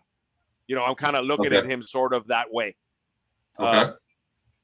We'll see what he becomes. I don't mind this pick. Kareem Lopez was viewed as a potential lottery pick. We're out of the lottery round. Yep. Detroit is a strong team. I think they can take a little bit of a shot here. And I'm okay. Why not, right? Yeah, I'm okay with that. I mean, the Detroit Pistons can bolster up their team with free agents, right? So they can go after, you name some guys there, but there's other guys out there they can go after too. Yep. Let me see here. Let me just see if I can bring up some information on Mr. Kareem Lopez. So Kareem Lopez has had some comps to Franz Wagner and Aaron Gordon. He's a 6'8" and a quarter, 6'11" wingspan. He can handle the ball. He can run pick and rolls. He can defend multiple positions. He relies on his physical abilities for the versatility that he has. Yep. I still think he's developing his shot. He's pretty good shooter, but not an elite shooter or not a, consistent shooter. Right. But I think this is, if you're going to try to get a Robin, which is what I called out in my profile, I think this is the best shot that you can take. This may be a guy that we talk about in a couple of years and go, I can't believe he slipped to the 21st pick. Yeah, you never know, man. This is a very deep draft. No, you never know. Another Latino in the league, man. Yes. We've got not many Latinos in the NBA, man. We've got not many. And he's I believe he's of Mexican descent. So as his jersey would state there. So congratulations to Mexico. We got another player who to join Edward Nájera. Eduardo Nájera. Nájera. Yeah, Nájera. And then I think that's the only other Mexican pure, because there's been Puerto Ricans in the NBA. Yes. There's been, remember JJ Barea, he was Puerto Rican. Yep. Dominicans, that's the Carl Anthony Towns. He's Dominican. There's another one. Isn't Horford Dominican? Yes, Horford's Dominican. Yeah. Yep. And then we have Brazilians in the league. They're Latinos too, man. So correct. Yep. And then depending on how you want to, you also depends on if you want to consider Spaniards Latinos. There's an argument there, and I'm not going to get into that argument. But But you could go with the Gasol brothers, right? Yep. Mara, who just got drafted. Yep. From Spain. So he's another Spaniard. Yeah, we got no Peruvians or Costa Ricans yet that I know of. So we'll see when that comes around. And there's no way an El Salvadorian has ever been. I mean, they're just not. They're not built for it. We're not built for it, bro. See, Eddie, could have been you. Could have been you, right. Eddie. You blew that window. Come on, buddy. All right, let me. All right, so we got here, now on the clock. Philadelphia 76ers. We're at the 22nd pick right now, man. So correct. AI has Bennett Sturtz, who's already been taken. So we still have Cameron Carr, and we have Isaiah Evans. Those are the two best available right now. Correct. And then I had Koa Pete as well. I had him as a possibility. Just as a reminder, roster needs. They need front court depth. Koa Pete 6'7", that would provide some depth. Isaiah Evans is a small forward. Not exactly front court, but there's also Chris Senick is still around. Yep. So he's a possibility. And as you mentioned, Cameron Carr. But I believe he's 6'4", right? Is Cameron Carr 6'4", 6'5", something like that? I believe he is. So, and then LeBaron Fallon, who was again talked about 6'5". So he might be going higher in the draft. He's still available as well. So if I had to look at this, I'm probably going to go Isaiah Evans from Duke. That's who I feel that the Sixers may take here. Although, hey, what are they going to do with Paul George? William pointed out that we missed Jaime Jaquez. Totally forgot. Oh yes, Jaime. Thank you, William. My brother-in-law would be just throwing stuff at me right now because he's a UCLA Bruin, and that's the first guy he'd call out. It'd be Jaime Jaquez, man. So William, we didn't forget about Jaime Jaquez. We're just pissing Mike off. That's really we're just pissing Mike off because he's a Bruin, and Bruins are the best at everything. Ed and I were texting each other in the background. JJ, who's a friend of the show, is exactly the same, man. You gotta, dude, if you get Mike and JJ in a room, and they'll be talking about the UCLA Bruin, for hours. Funny. All right, so I'm going back to underrated. Underrated, man. I'm really thinking hard here, Eddie. So the most underrated players that we had, John Stockton was one of them. John Stockton, Mitch Richmond. Mitch Richmond was another one that we picked. Yes. We picked Bernard King. Yes. You remember? So these are guys that really, I think that we also picked David Robinson, although you really can't say, but he's kind of a under small market guy, but he actually, he's a really good player. But he could have got a lot more fanfare if he was at a different place. Yes. Where are we? I have a player. he gets some pub.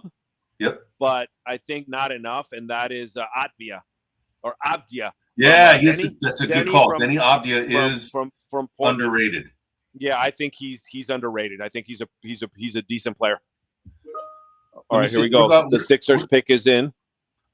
What about Bam Adebayo? Up until he scored that 83 points, yeah, I would say he was, but you know, I really like, not overrated, but I think he's gotten some attention. Yeah. So I wouldn't say he's overrated. I think he's probably right about where he should be. What about Joel Embiid? What about Joel Embiid? I would say that he's more underrated now, but it's also a little deserved. He just doesn't show up. What about Paul George? We got the pick in, LeBaron Fallon. What about Paul George? Out of Alabama. That's it. No, I don't think Paul George's ever been. I mean, when he was in Indiana, he was a little underrated. Ever since he left Indiana, he's been overrated, in my opinion. Yeah. Okay. Let's see them. I mean, he's Halliburton. I think Halliburton. I was about to say him. Yeah. That's exactly what I was about to say. Yeah, I would say Halliburton might be a little underrated. I mean, obviously he drew a lot of attention in the finals last year, and then when he was out, we saw how quickly the team fell apart. So based on that, I think he should get his flowers as to what a key piece he is. Yep. I'll tell you a guy that's Trey Murphy. Yeah, he's underrated. Yeah, I think he's a little underrated. What about Zion Williamson as overrated? Yeah, I think Zion's overrated. Okay. But here's the problem with him. I think that if he would just play, he wouldn't be overrated. I think he's a phenomenal freak of talent. Nature. Yeah, he's just a phenomenal, but he can't. His athletic ability is too hard on his body. Where let me ask, where would you put Cooper Flag, in the overrated or underrated category? I'd put him slightly overrated, but just slightly. Interesting. Yeah. I would put him in the underrated. Yeah, I'd put him a little, just because of all the pub that he got. Well, dude, I mean, that guy was playing, on the USA Select team, and he was balling against those guys, dude. So of course they were gonna holy, who's this kid? He was like only 17 at the time, and he was balling against freaking. No. I agree. Guys. I agree, but all of that got him hyped up, and he got a lot of pub. Yeah. And right now, given that Dallas didn't make the playoffs, and I'm not saying it's his fault, but I'm saying for someone who gets that much pub, you can't even get into the play-in. Let's look at that. And so that's where I would consider a little bit of over. Okay. Just slightly. Okay.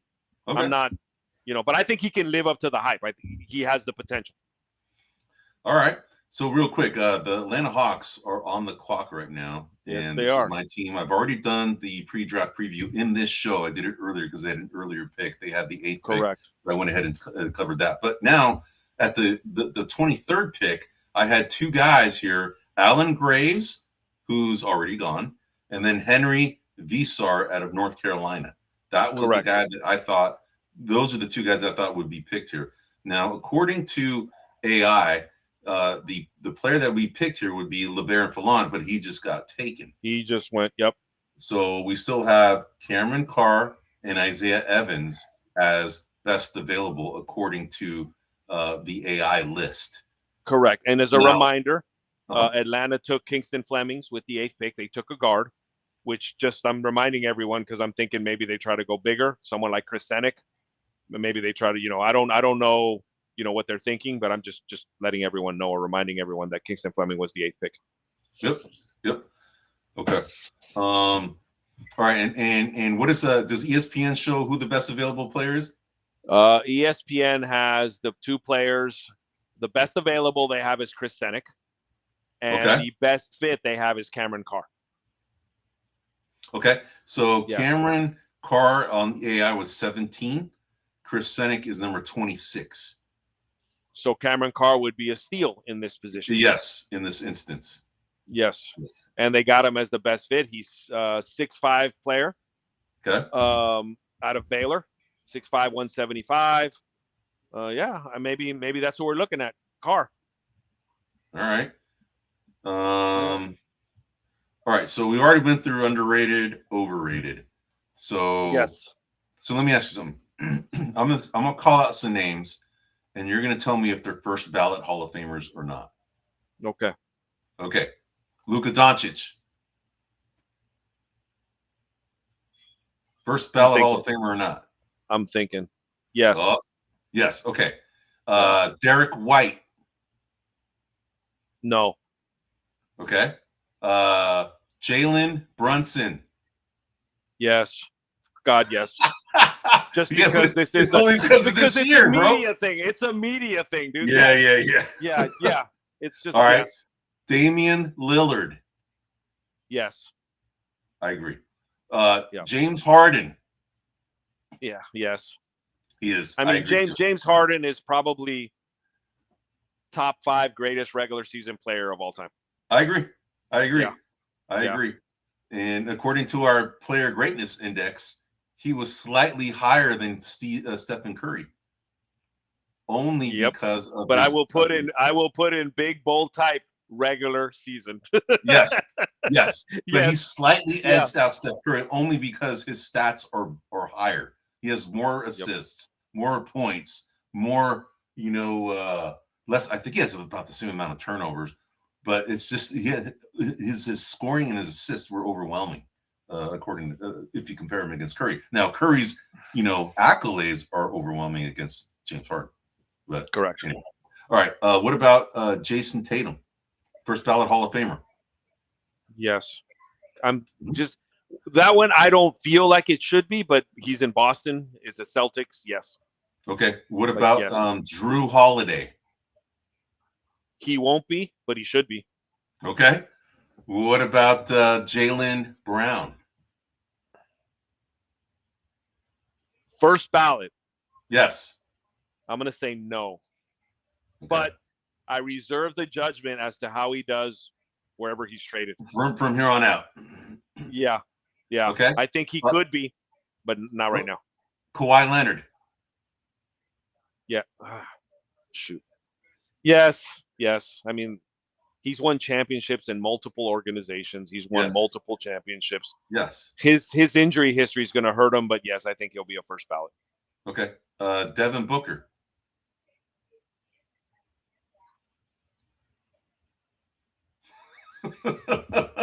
Shit, this one's hard. He's hard. Your silence is freaking so loud, dude. Yeah, it's hard with him. Oh. I'm gonna say yes. Okay. What about Shai Gilgeous-Alexander? Oh yeah, for sure. Okay. What about Jimmy Butler? Jimmy Butler. I'm gonna say no. No? Not a first ballot. No. Oh wow. Yeah, I'm gonna say no. If he wins the championship, then yes, right? Is that what? Missing the championship. It's not only winning the championship; it's the way he's left organizations. Okay. The things that he's done. I'm looking at. Yeah. A lot of this. I mean, I don't. You'd have to. You. If I'm being honest, I don't know all of the qualification or who votes for all of this. Yes. But if there's organizations, there's players. He's pissed off Wiggins. He's pissed off Cat. He's pissed off the Heat. He's pissed off the Bulls. He's pissed off the Timberwolves. I mean, he's got a lot of people, sort of a little miniature Barry Bonds action going on around here. So that's why I would say no. He wouldn't. Yeah. Not first ballot. I think he'll get in. I just don't think he'll be first ballot. Nikola Jokic. Oh, yes. Absolutely. Yeah, it would be a travesty if he's not. Draymond Green. So what's funny is I think one of the three won't. Steph will. Absolutely. Steph will, absolutely. So between Clay and Draymond, I think one of them won't necessarily be a first ballot. What about Andre Iguodala? I think he will be, but I don't think he should be. Interesting. You don't think, but he'll eventually get there, but maybe not first ballot. Well, I think he will get first ballot, but I don't think he should be. Interesting. Yeah. All and right. Back to your Draymond Green question, I think yes. And again, I don't know if he should, but yes, he will on his defensive prowess. I mean, he's arguably top 5 best defensive player of all time. So on that alone, he'll get in, which he should. Kyrie Irving.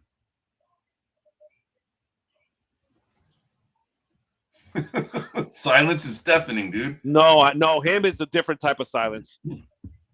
I think he won't, but he should. You don't think he will? Interesting. He's another one. His polarizing points of view, not wanting to get the vaccination. Yeah. You know, the not world is like, flat. yeah. Like, I think these things are going to hurt him, but as a player, I think he absolutely should. Interesting. Yeah. All right, man. Yeah. So that was fun. A little game there, bro. Yeah. Oh, all right. We had another pick. The Atlanta Hawks made a pick. Okay. And can you guess, Eddie, 23rd. Without looking? Yeah. Who are you thinking it was? I'll show you in 1 second. Carr. No, it was a guy that we had brought up many times in the second round, which is Zuby Ejiofor, center out of St. John's. Wow. So I was right in the right in the sense that I thought they'd go big because they went with a guard with the 8th pick. I just picked the wrong big. I thought maybe it would be Senek, but they went with Zuby. All right, man. So now we got. Speaking of New York, we have 6 more picks. Oh, look who we got! Look who we got! The world champion New York Knickerbockers. Exactly. That's who's up on the clock right now, man. So yes, it is. It's your team, man. So you pick up my roster. Team. Yes. So the $1 million question here for me, and I feel pretty good about this, is: are they going to re-sign Mitchell Robinson? How do they feel about Robinson? And I think that if they pick up Terrace Reed Jr. from UConn, and we know how much the Knicks love their UConn players, we know this. If they don't feel comfortable, they're going to draft Reed here. Okay. If they draft Reed, I think they think they're not going to keep Mitchell Robinson. Okay. That's because they're very similar type players, or similar. I wouldn't say they're similar players, but they fill similar roles. Okay. So that's who I'm going with. So and if they feel good about it, they may go with someone like Koa Pete or Carr. Cameron Carr. Okay. And you said again, who was the guy? Terrace Reed? Terrace Reed. That's what I think that I think that they feel that they're not going to re-sign Mitchell Robinson because I think Mitchell Robinson is going to be too expensive. So I think they're going to take Terrace Reed. That's what I think is going to happen here. Okay. So I'm predicting 2 things. 1, they're not re-signing Mitchell Robinson. 2, they're going to take Terrace Reed. Okay. So we have the best available according to AI. Yes. Koa Pete is the selection at 24. Isaiah Evans and Cameron Carr are the 2 best available according to AI's list. Yep. So you're saying, and by the way, Terrace Reed is not on the top 30. Yeah, no, I don't. But I think he fills a need here. And you're in the late round, and you're a championship player, and you need to save money. So here comes the pick is coming up. Okay. Let's see if my stretching of my thought. Oh, they went with Cameron Carr. Yeah, I got one, bro. Woo! You got one. All right, Ed.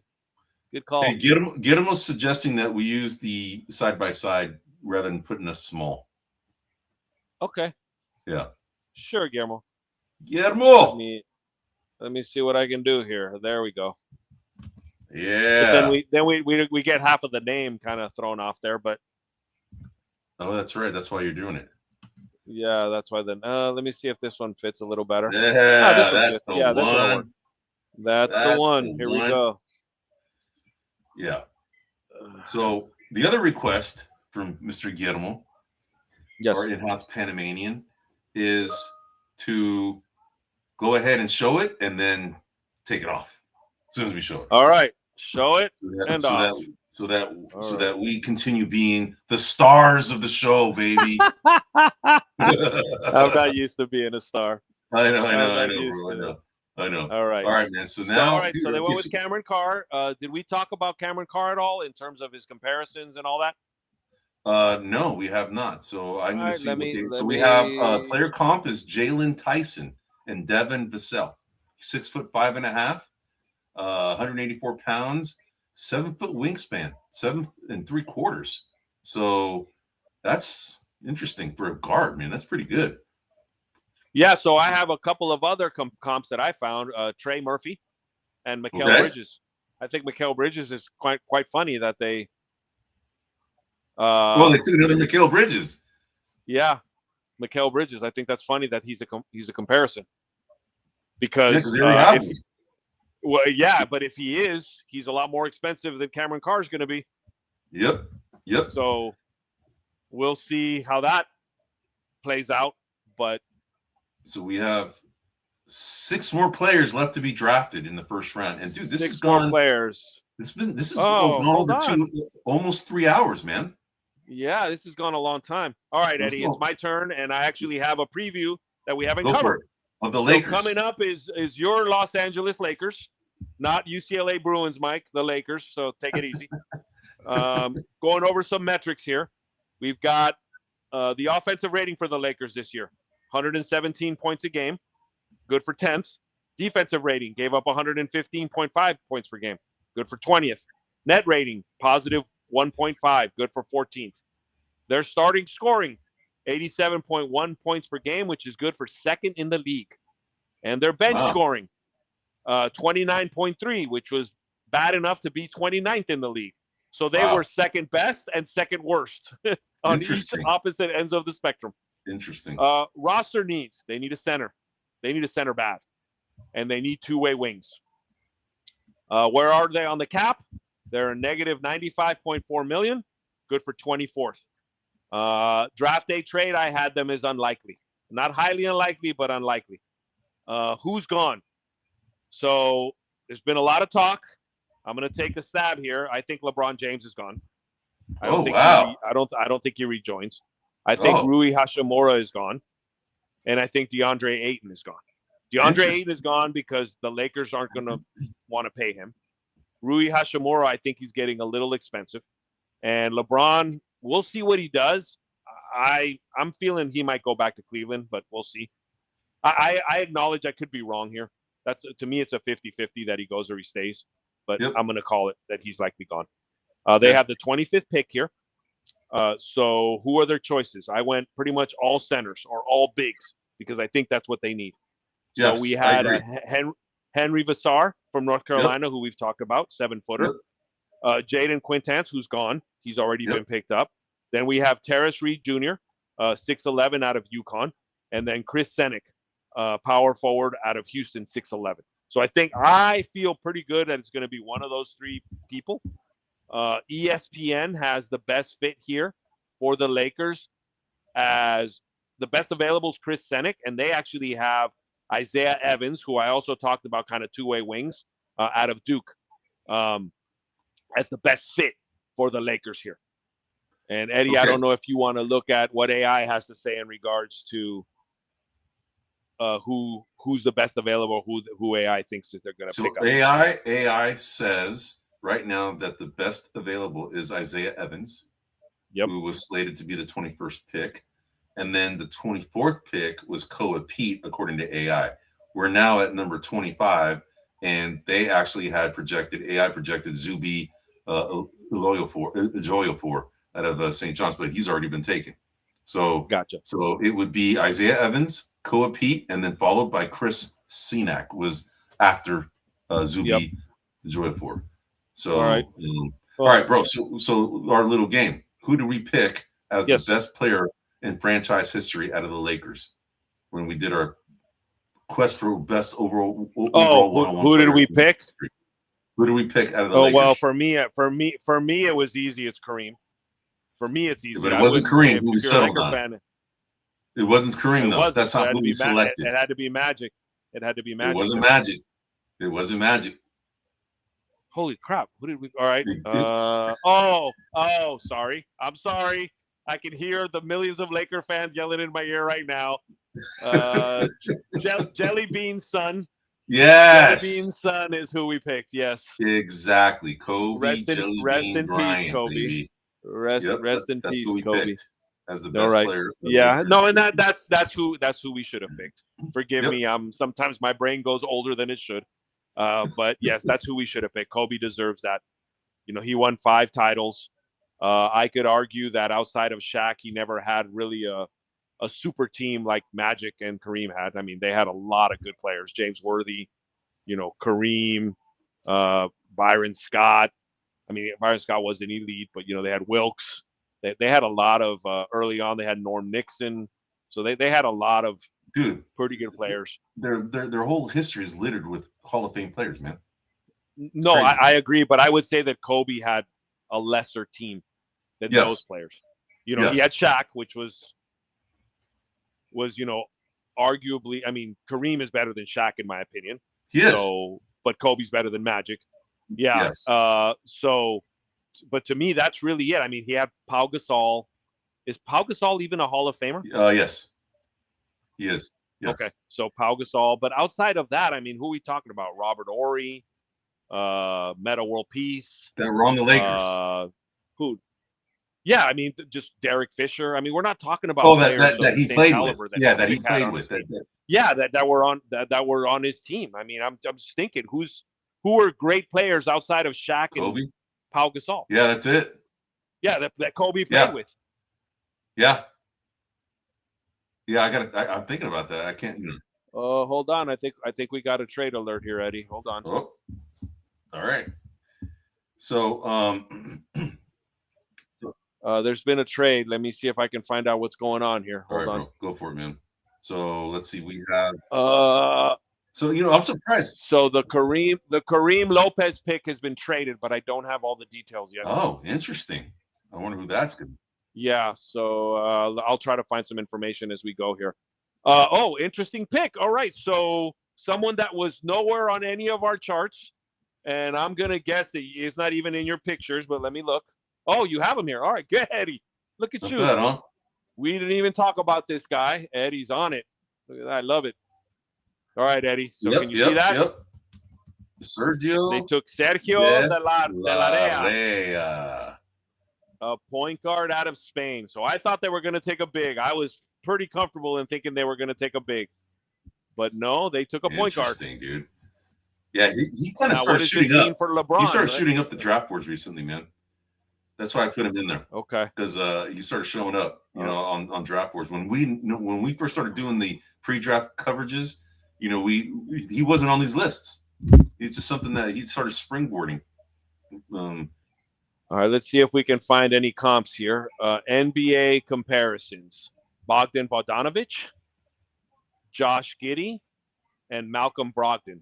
These are the players that he's been mainly compared to. Interesting. Austin Reeves type player as well. Those are all good players, man, that you just mentioned. No, they are. They're all good players. What's interesting is that he, even in the list in the site that I was using kind of to do the projected guys to be drafted, he's not even in here, bro. Yeah. Yeah. Well, I'm surprised you had his picture. I thought for sure. Usually we run out of pictures in the second round, but look at Ed. Yeah. Ed's on top of his game. I don't think I put this guy's name on anything that I have. No. Across the board. But he isn't on any, like the ones that I was like, kind of looking at. He's not even on this list, and there's like 60 names. Oh, take that back. Yeah. He's number 30 on this one that I was looking at. And it says that he's a combo guard with good size and nice feel for the game. His stock is moving up, and he was projected to be. Well, the Lakers got projected at 30. So what does this mean to the Lakers? I mean, Luka plays point guard. Obviously, that doesn't mean anything to him. LeBron plays some point guard. Doesn't mean anything to him. We'll see. We'll see how this plays out. But I thought they needed a big, and Terrace Reed is not necessarily a legit, but he's going to get you some rebound. I would have thought that he would have been more serviceable than DeAndre Ayton was coming out of the box, but we'll see. All right, bro. So we got now the Denver Nuggets on the clock. The Denver Nuggets, correct. And that's me. So as a reminder, what are their roster needs? They need a backup center. They need a backup point guard. The players that I have allocated here was Ubaka Okori out of Stanford, who's gone. Bennett Sturts out of Iowa, who's gone. We have Joshua Jefferson. I don't think he's gone yet. Not. Power forward from Iowa State, 6'8". Nope. and then Amari Allen, small forward, power forward out of Alabama. So from the people that I identified, there's 2 potential candidates, which is Joshua Jefferson and Amari Allen. And then according to ESPN, the best available continues to be Chris Senek. And the best fit for this is also Isaiah Evans, 6'6" out of Well, it's Duke. interesting that Chris Senek, so Chris Senek AI picked him at the 26th pick. That's who they have. Okay. Now the best available are Isaiah Evans and Koa Pete. Okay. What do you think they're going to do here? Let's see. I would go. I'll say Koa Pete. You're going to go Koa Pete? I'll say Koa Pete. All right, let me look at my backup. Let me look one more time. All right, and while you're looking, I'm going to ask you a question. Yeah. Who did we pick as the best player in franchise history for the Denver Nuggets? No, that's come on. That's Joker. Yeah. That's who we picked. That's who we picked. Again, for those of you who are just tuning in, Tuan and I did a series of episodes where we were on a quest to determine the best one-on-one player of all time. And how we did this, we went through a very rigorous process. We went through each division, we went through each team, and we nominated players that should be considered the best franchise. And then we'd argue, or debate, I would say, on who we think should be the selection. And that's how, when you were calling out these players, this is work that we did over a year ago. And that's why we're bringing these things up. It's just, a little bit more content for you guys to kind of, have you kind of see some of the old shows. Because I think some of these you'll enjoy, especially our Mount Rushmore segments, where it's a whole series. We did the best 6-man, the best coaches, the best players of all time, the best point guards, shooting guards, power forwards, centers, all of this. We went through that whole process, and we got to the best one-on-one player of all time. And by the way, it was not Michael Jordan. So tune in and check it out when you have a chance. Yeah, check it out. Yeah. Most people would have guessed it was Michael Jordan. Exactly. All right, man. So since we're buying some time, I'm going to ask you some other questions. Now we're getting into questions that are not necessarily basketball related, all right? All right, brother. So give me your top 5 favorite. Give me your top 1 or 2 favorite foods. This is getting to know Tuan segment. So are you do you mean like type of food? It could be cuisine, like it could be or is it a dish? Say dish, cuisine, whatever comes to your mind. So I would say that my 2. So I'll give you a cuisine and a dish. Eddie knows what I love pupusas. Do you? I love them to death. Do you really?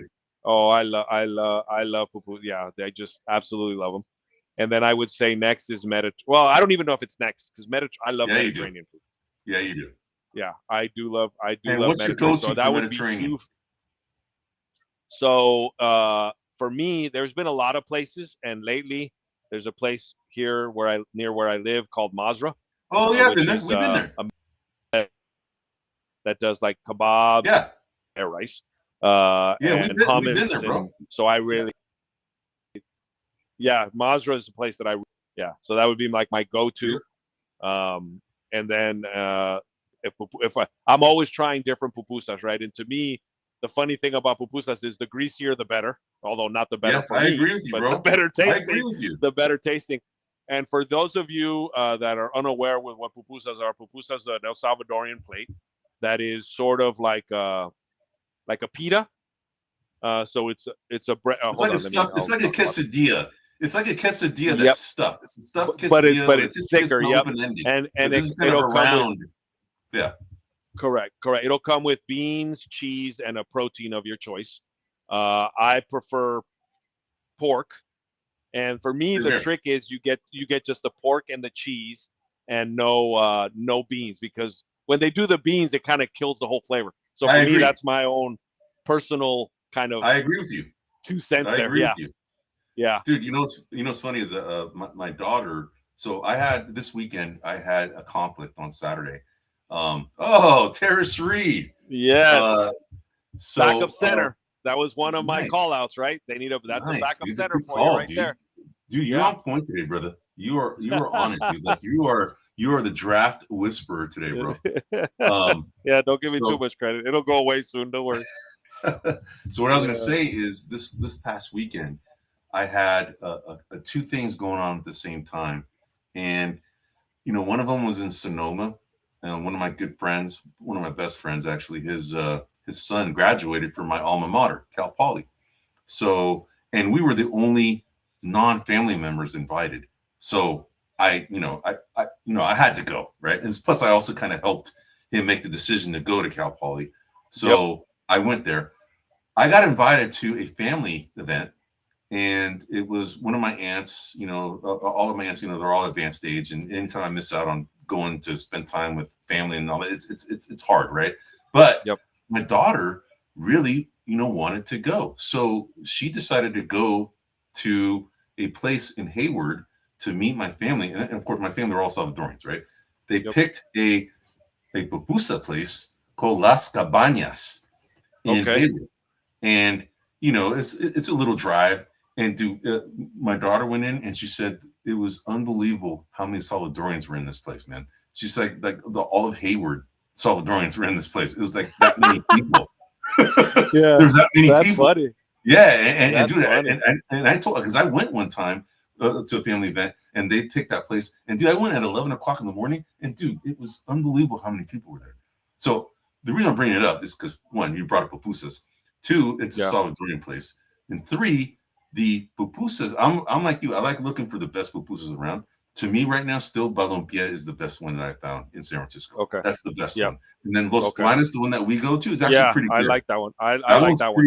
That one's pretty dang good. But this one that we went to, Las Cabañas, it was okay to me.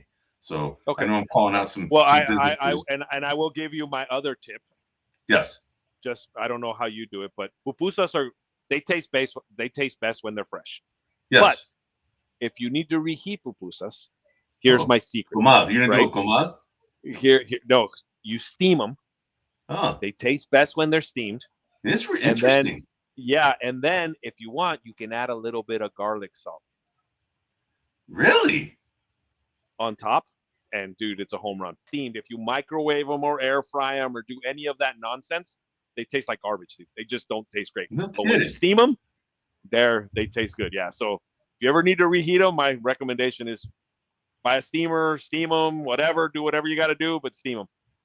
Right on, by the way, I did want to mention quickly about that trade. So the trade is between the Grizzlies, the Thunder, and the Pistons. Grizzlies, the Thunder, and the Pistons. Okay. Correct. So the Grizzlies get Kareem Lopez, the number 21 overall pick. They also get a second-round pick via Oklahoma City, and they get they get 2 second-round picks via Oklahoma City, and they get 3 second-round picks via Detroit. The Thunder get the number 16 pick, which is Bennett Sturts. Wow. Because remember, Eddie, I was telling you that you're going to take them. Remember? Yes. I told you, dude. I know. And then and then the Pistons get the number 17th pick overall, which is Ubeka Okori, which is the other point guard from Stanford that got picked up. So that is the pick. Freaking Grizzlies knew what they were doing, man. Dude, I'm scared of them, man. Yeah, they turned that pick into Kareem Lopez, 2 second-round picks and 3 second-round picks.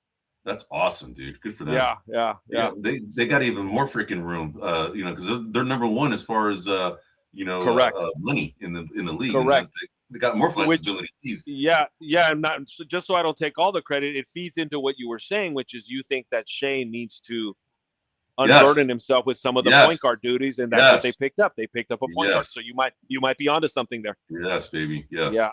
So, all right, dude, where are we at? We got 4 more picks in this draft, man. So we're at the 27th pick, and the Boston Celtics right now are on the clock. All right, so that was me. This is her team. As a reminder, what did I put for Boston? Roster needs. They need some paint presence. They need some front court depth, some secondary playmaking, as well as some wing depth. And their picks coming up right now. The draft targets that I had was Henry Vassar and Chris Senick. I had Terrace Reed as well. Yep. Let's see who they're taking. I'll say it's Chris Senick. Yep, that's exactly right. They took Senick. It was Chris Senick. Oh, right on. Yeah. Yep. So that's who they took. So let me just get him on the video here. So and let me that's ask who I had. That is one of the players that I had identified for the Boston Celtics. Good job, man. So who did we pick as the best overall player from the Boston Celtics in their franchise history? Oh, that's a hard one, dude. I think I would have picked Bird if I. We did. Larry Bird was the guy. Bird. That's who we Bird's picked. He's a fantastic player. Yeah, Speaking you of, appreciate him more now after he's retired than when he was playing. I would say that since we were talking earlier, out of all the, and people I think are going to disagree with me, but out of all the upper echelon type A players, he's the most underrated of all those guys. I agree with you. I agree with you. Yeah. I agree with you. Yes. A lot of it is because, at the time when he was playing, a lot of the haters in the league kind of, and it was, the black players in the league kind of thought he was overrated because he got, he was the great white hope, right? That's kind of like what a lot of people were saying that. And you could see a little bit why, because he was hyped up big time. But dude, when you look back, he was very hyped up. Yes, he was hyped up big time, dude. Yeah, right. Yeah. So a lot of people say, if he was different, if he was our skin color, he'd be average. That was the thing that. You remember that? Remember that? Yeah, that is what they were saying. I agree. They were saying that, and it's not me. I'm just, I'm not saying this. I know right now it's not PC to talk about race, and I'm not talking about race in general. No, you're talking about what was said. You're talking about what the vibe was when he was picked up. Absolutely, yes. I agree. Yes, that was the vibe. Is that he was a guy that was overrated. And mainly because of his skin tone, and that was the sentiment. And then when you look back at his career, and you really appreciate everything that he did as a player. The guy was an unbelievable shooter, great rebounder. He was an awesome passer, dude. Like he was unbelievable as a passer. Like that's probably, in my opinion, his best skill as a player. I would say that, to me, LeBron James and Larry Bird are two players that lived up to all the hype that they received coming into the league. And I would probably throw Magic Johnson in there as well. Yes. I think there's a lot of players that exceeded, like Michael Jordan exceeded his expectations. Totally. Yeah, Steph Curry exceeded his expectations. Yes. Kareem, I would say, is another one that lived up to the hype. But there's not that many players that lived up to the hype. Olajuwon did. Olajuwon did. Yeah, I would say, Olajuwon did. Correct. Olajuwon did. Yeah. Yep. But you're right. There isn't that many that lived up to the fanfare. A guy that really stood out for me that was very underrated, but was called out by the coach to be the best player in the draft. When we first heard it, we're like, what? Dirk Nowitzki. Yeah, Dirk Nowitzki. Do you remember when Don Nelson said we drafted the best player in this draft? And Dirk Nowitzki was like, we were like, what? Dude, he was right. That guy was unbelievable. Yeah, no, he was a fantastic player, and I agree. I agree. Don Nelson was always, Dirk Nowitzki's probably the tallest player that he ever found. Yeah, I agree. Outside of that, he was good at picking small players. Exactly, man. Exactly. Yeah. All right. So, dude, we got right now 3 more players to be picked. So right now, the Minnesota Timberwolves are on the clock, and that was my team.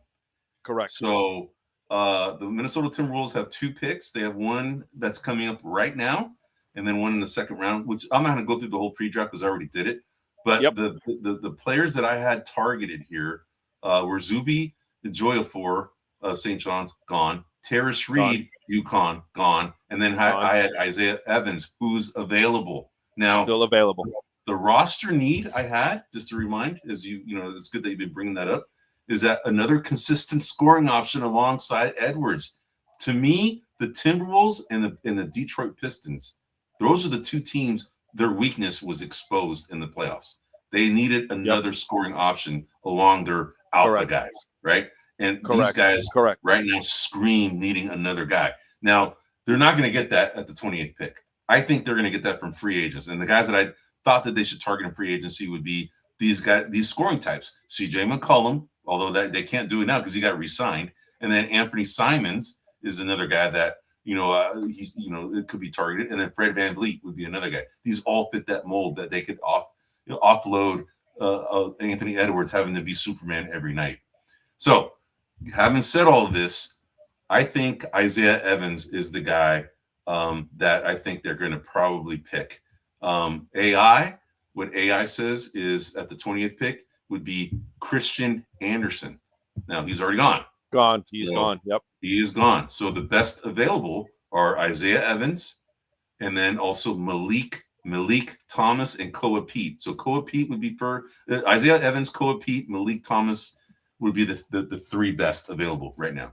And then and ESPN has Isaiah Evans as the best available, which you called out, and Koa Pete as the best fit.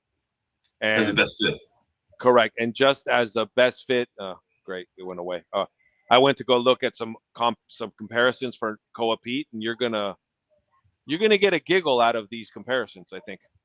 So Koa Pete's comparisons are Aaron Gordon, interesting, Draymond Green, and Carlos Boozer. No way. So the one that I have here was the one that I have shown is they compare him to Jarris Walker, who I think is an underrated player, by the way. Yeah, he'd be one of my. I did a comp. Yep, I don't know. I haven't seen Koa Pete play much, so I can't exactly tell you. But that is an interesting combination. Yes, I agree. So yeah, that's a steal if they're being compared. I genuinely consider those guys three completely different types of players. Like to me, Draymond Green and Aaron Gordon don't have anything in common. Yes, and by the way, I just realized something. I read off the Timberwolves, but they traded that away. So this is actually the Nets. The Nets have this pick. Okay. Because of that trade that they just did for Julius Randle. Okay, and the pick is in. Okay. I'm going to so it's Joshua? Joshua Jefferson. It's nobody we named. Interesting. Oh, I had it on. Sorry. My mistake. I'm sorry, I didn't know I was sharing. Oh, no worries, man. Dude. We're good. Yep. So we got the Nets. This is the Nets pick. So Joshua, we only have two more picks, man. Yep. Let me see here. Let me look at some comps for Joshua Jefferson.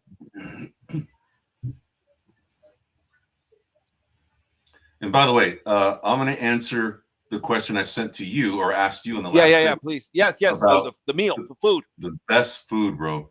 So for me, dude, I think I was Chinese in a past life, dude. Honestly, because no, I knew you'd pick Thai and. Dude, Chinese and Thai are my top two. Yep. And it's mainly because of the variety that those two cuisines have. Chinese is by far the most diverse cuisine there is, in my opinion. It's unbelievable all the different options you can get from Chinese food, dude. And then you got hot pot to go along with it. Then you got wonton soups, sweet and sour soups. You got dim sum. You got noodles galore. And you got spicy and non-spicy, dude. It's unbelievable. So those are my top two. Yeah, I knew yours would be Asian. I knew yours would. Yeah. I knew that. Yeah. To me, for me, pupusas is I just love them. Yeah, I do too, man. I do too. I love them, and then for me, which is weird, I'm Latino, and for those that don't know, my father's Peruvian, my mother's Costa Rican, and for whatever reason, Mediterranean food reminds me of your mom's cooking. The food that and I can't explain why, but it just does. Interesting. And that's why I love Mediterranean food so much. It just feels like, not the hummus part, but the rice and meat just tastes the same. By the way, I wanted to throw up some comparisons here for Joshua Jefferson, who the Nets just picked up. So some comps for him were PJ Washington and Jeremiah Robinson Earl. Oh, so gotcha. Those were the comps that I found. If you found some different comps, another one was Kyle Anderson. Interesting. The slow-mo. Yeah, slow-mo. Exactly. So those are the comps. Where are we at now here on we're at number 20. We're at 29 now. We're at 29. So real quick before we go on. So I know it was the Nets was the last pick. and we already know who the best player from Nets history was. It was Julius Erving. Who Correct. did we pick for the best Minnesota Timberwolf? Kevin Garnett. Yeah. Yeah, Kevin Garnett. I think that's at risk. I think Anthony Edwards I think so too. Surpass him. Yeah. I think so too. I think that one is Anthony Edwards will be considered the best Timberwolf of all time. That I agree with you Correct. on that one. Yeah. All right. So now we got the Cleveland Cavaliers on the clock. Okay. All right. So let me go. That was me. So let me go here a little bit. So roster needs. I identified a true 3-and-D wing. They need some perimeter defense. They need some creation off of the bench, some offensive creators, and a backup point guard. The targets that I had identified: Henry Vassar, who's still around, a 7-footer from Estonia, good passing ability, kind of a floor stretcher as a big. Yep. I've got Malik Thomas, a 6'4" guard from Arkansas, athletic scoring guard, good shooting creation upside, could develop into a 6-man type player. And then Alex Caravan, 6'8", UConn, high IQ forward, proven shooter, ready-made role. So those are the players that I had identified. I don't believe any of those players have been taken yet. I think they're all available. So we'll see how close I was to identifying those players. And in terms of ESPN selection, the best available is Isaiah Evans, and the best fit is Koa Pete, which was the exact same information that they had for Minnesota. So nothing. And AI had Joshua Jefferson being selected here at 29. Okay, but he's gone. The two best available are the ones that you already called out: Isaiah Evans and Koa Pete. Yep. And then Malik Thomas is another guy. Yep. And I had Malik Thomas as my draft target here. Yep. And given what they need, I think they'll pass on Henry Vassar, the 7-footer. I'm gonna go with Malik Thomas. Yeah, probably Malik Thomas. Yep, that's probably who they're gonna go with, Malik Thomas. Okay. Now, going back to our little, the best player from the franchise. Who's the best player from the Cleveland Cavaliers franchise? Come on, dude. Come on, man. I'm gonna go with Brad Daugherty, bro. Mark Price, bro. Mark Price. What are you doing? Brad Daugherty. Not even close. It's Mark Price. It's Brad. Race car driving, NASCAR driving, loving Brad Daugherty, dude. Yes, dude. It is Larry Nance Sr. Yeah. Although I think he plays with Phoenix, so never mind. Oh, of course it's LeBron. All you LeBron lovers out there, of course it's LeBron. And it's not even close. I can't even think of. I agree, bro. I agree. Who would come in second? No, Kyrie Irving might be second. Maybe. Geez. All right, brother. Here's another question, because I know we have some more time here to kind of get through. All right. What are your top 3 movies of all time? Oh, you're so all right. Well, without a doubt, Shawshank Redemption. That's up there for me too, but it's not top 3. Yeah, it's up there. I like that one. It's a good call. Rocky 2. Wow. Yep. I don't think Rocky 2 is even better than Rocky 3. No, you're crazy, dude. I'm that's a sentimental pick. I think Rocky's probably the better movie. Rocky's the better movie. Rocky 2 was that first. That's the scene that's very iconic when he's running through the streets and all the kids are following up to the steps. Yes. That's iconic. I get goosebumps every time I watch that scene, dude. Every time I watch that scene, I get goosebumps. My favorite scene in that movie is when, Adrian, she passes out from having the baby, and Rocky's there. He's like, what are we doing here? Yeah, that's my favorite line, dude. Mickey's like, what are we waiting for? What are we waiting for? That's right, dude. I say that line at least once a week, dude. What are we waiting for? What are we waiting for? Dude, I love. So that's why I love Rocky 2. Although I could argue that Rocky is probably a better film, just because he doesn't win. The first one. Yeah, the first one's probably a better film, but you're asking mine, and I love Rocky 2 just because he wins and it's sappy and corny and all of the above. So Shawshank, Rocky 2.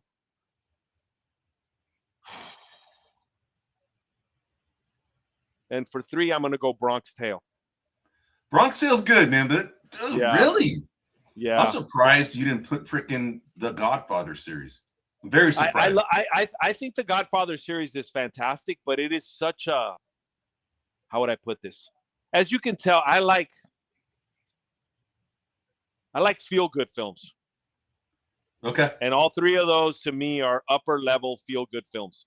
Yes. Godfather was a very serious film, and I like it. Godfather's, movie, though, bro. You know, I mean, there's a lot of, but I'm giving you my favorite. I'm not saying, I hear you. If you were to say to me, what are the 3 best films ever made? Yeah, right? Highly acclaimed, the highest acclaimed. Yeah, exactly. Then I would put Godfather in there. Godfather would be. But my own personal is Shawshank, Rocky II, and Bronx Tale.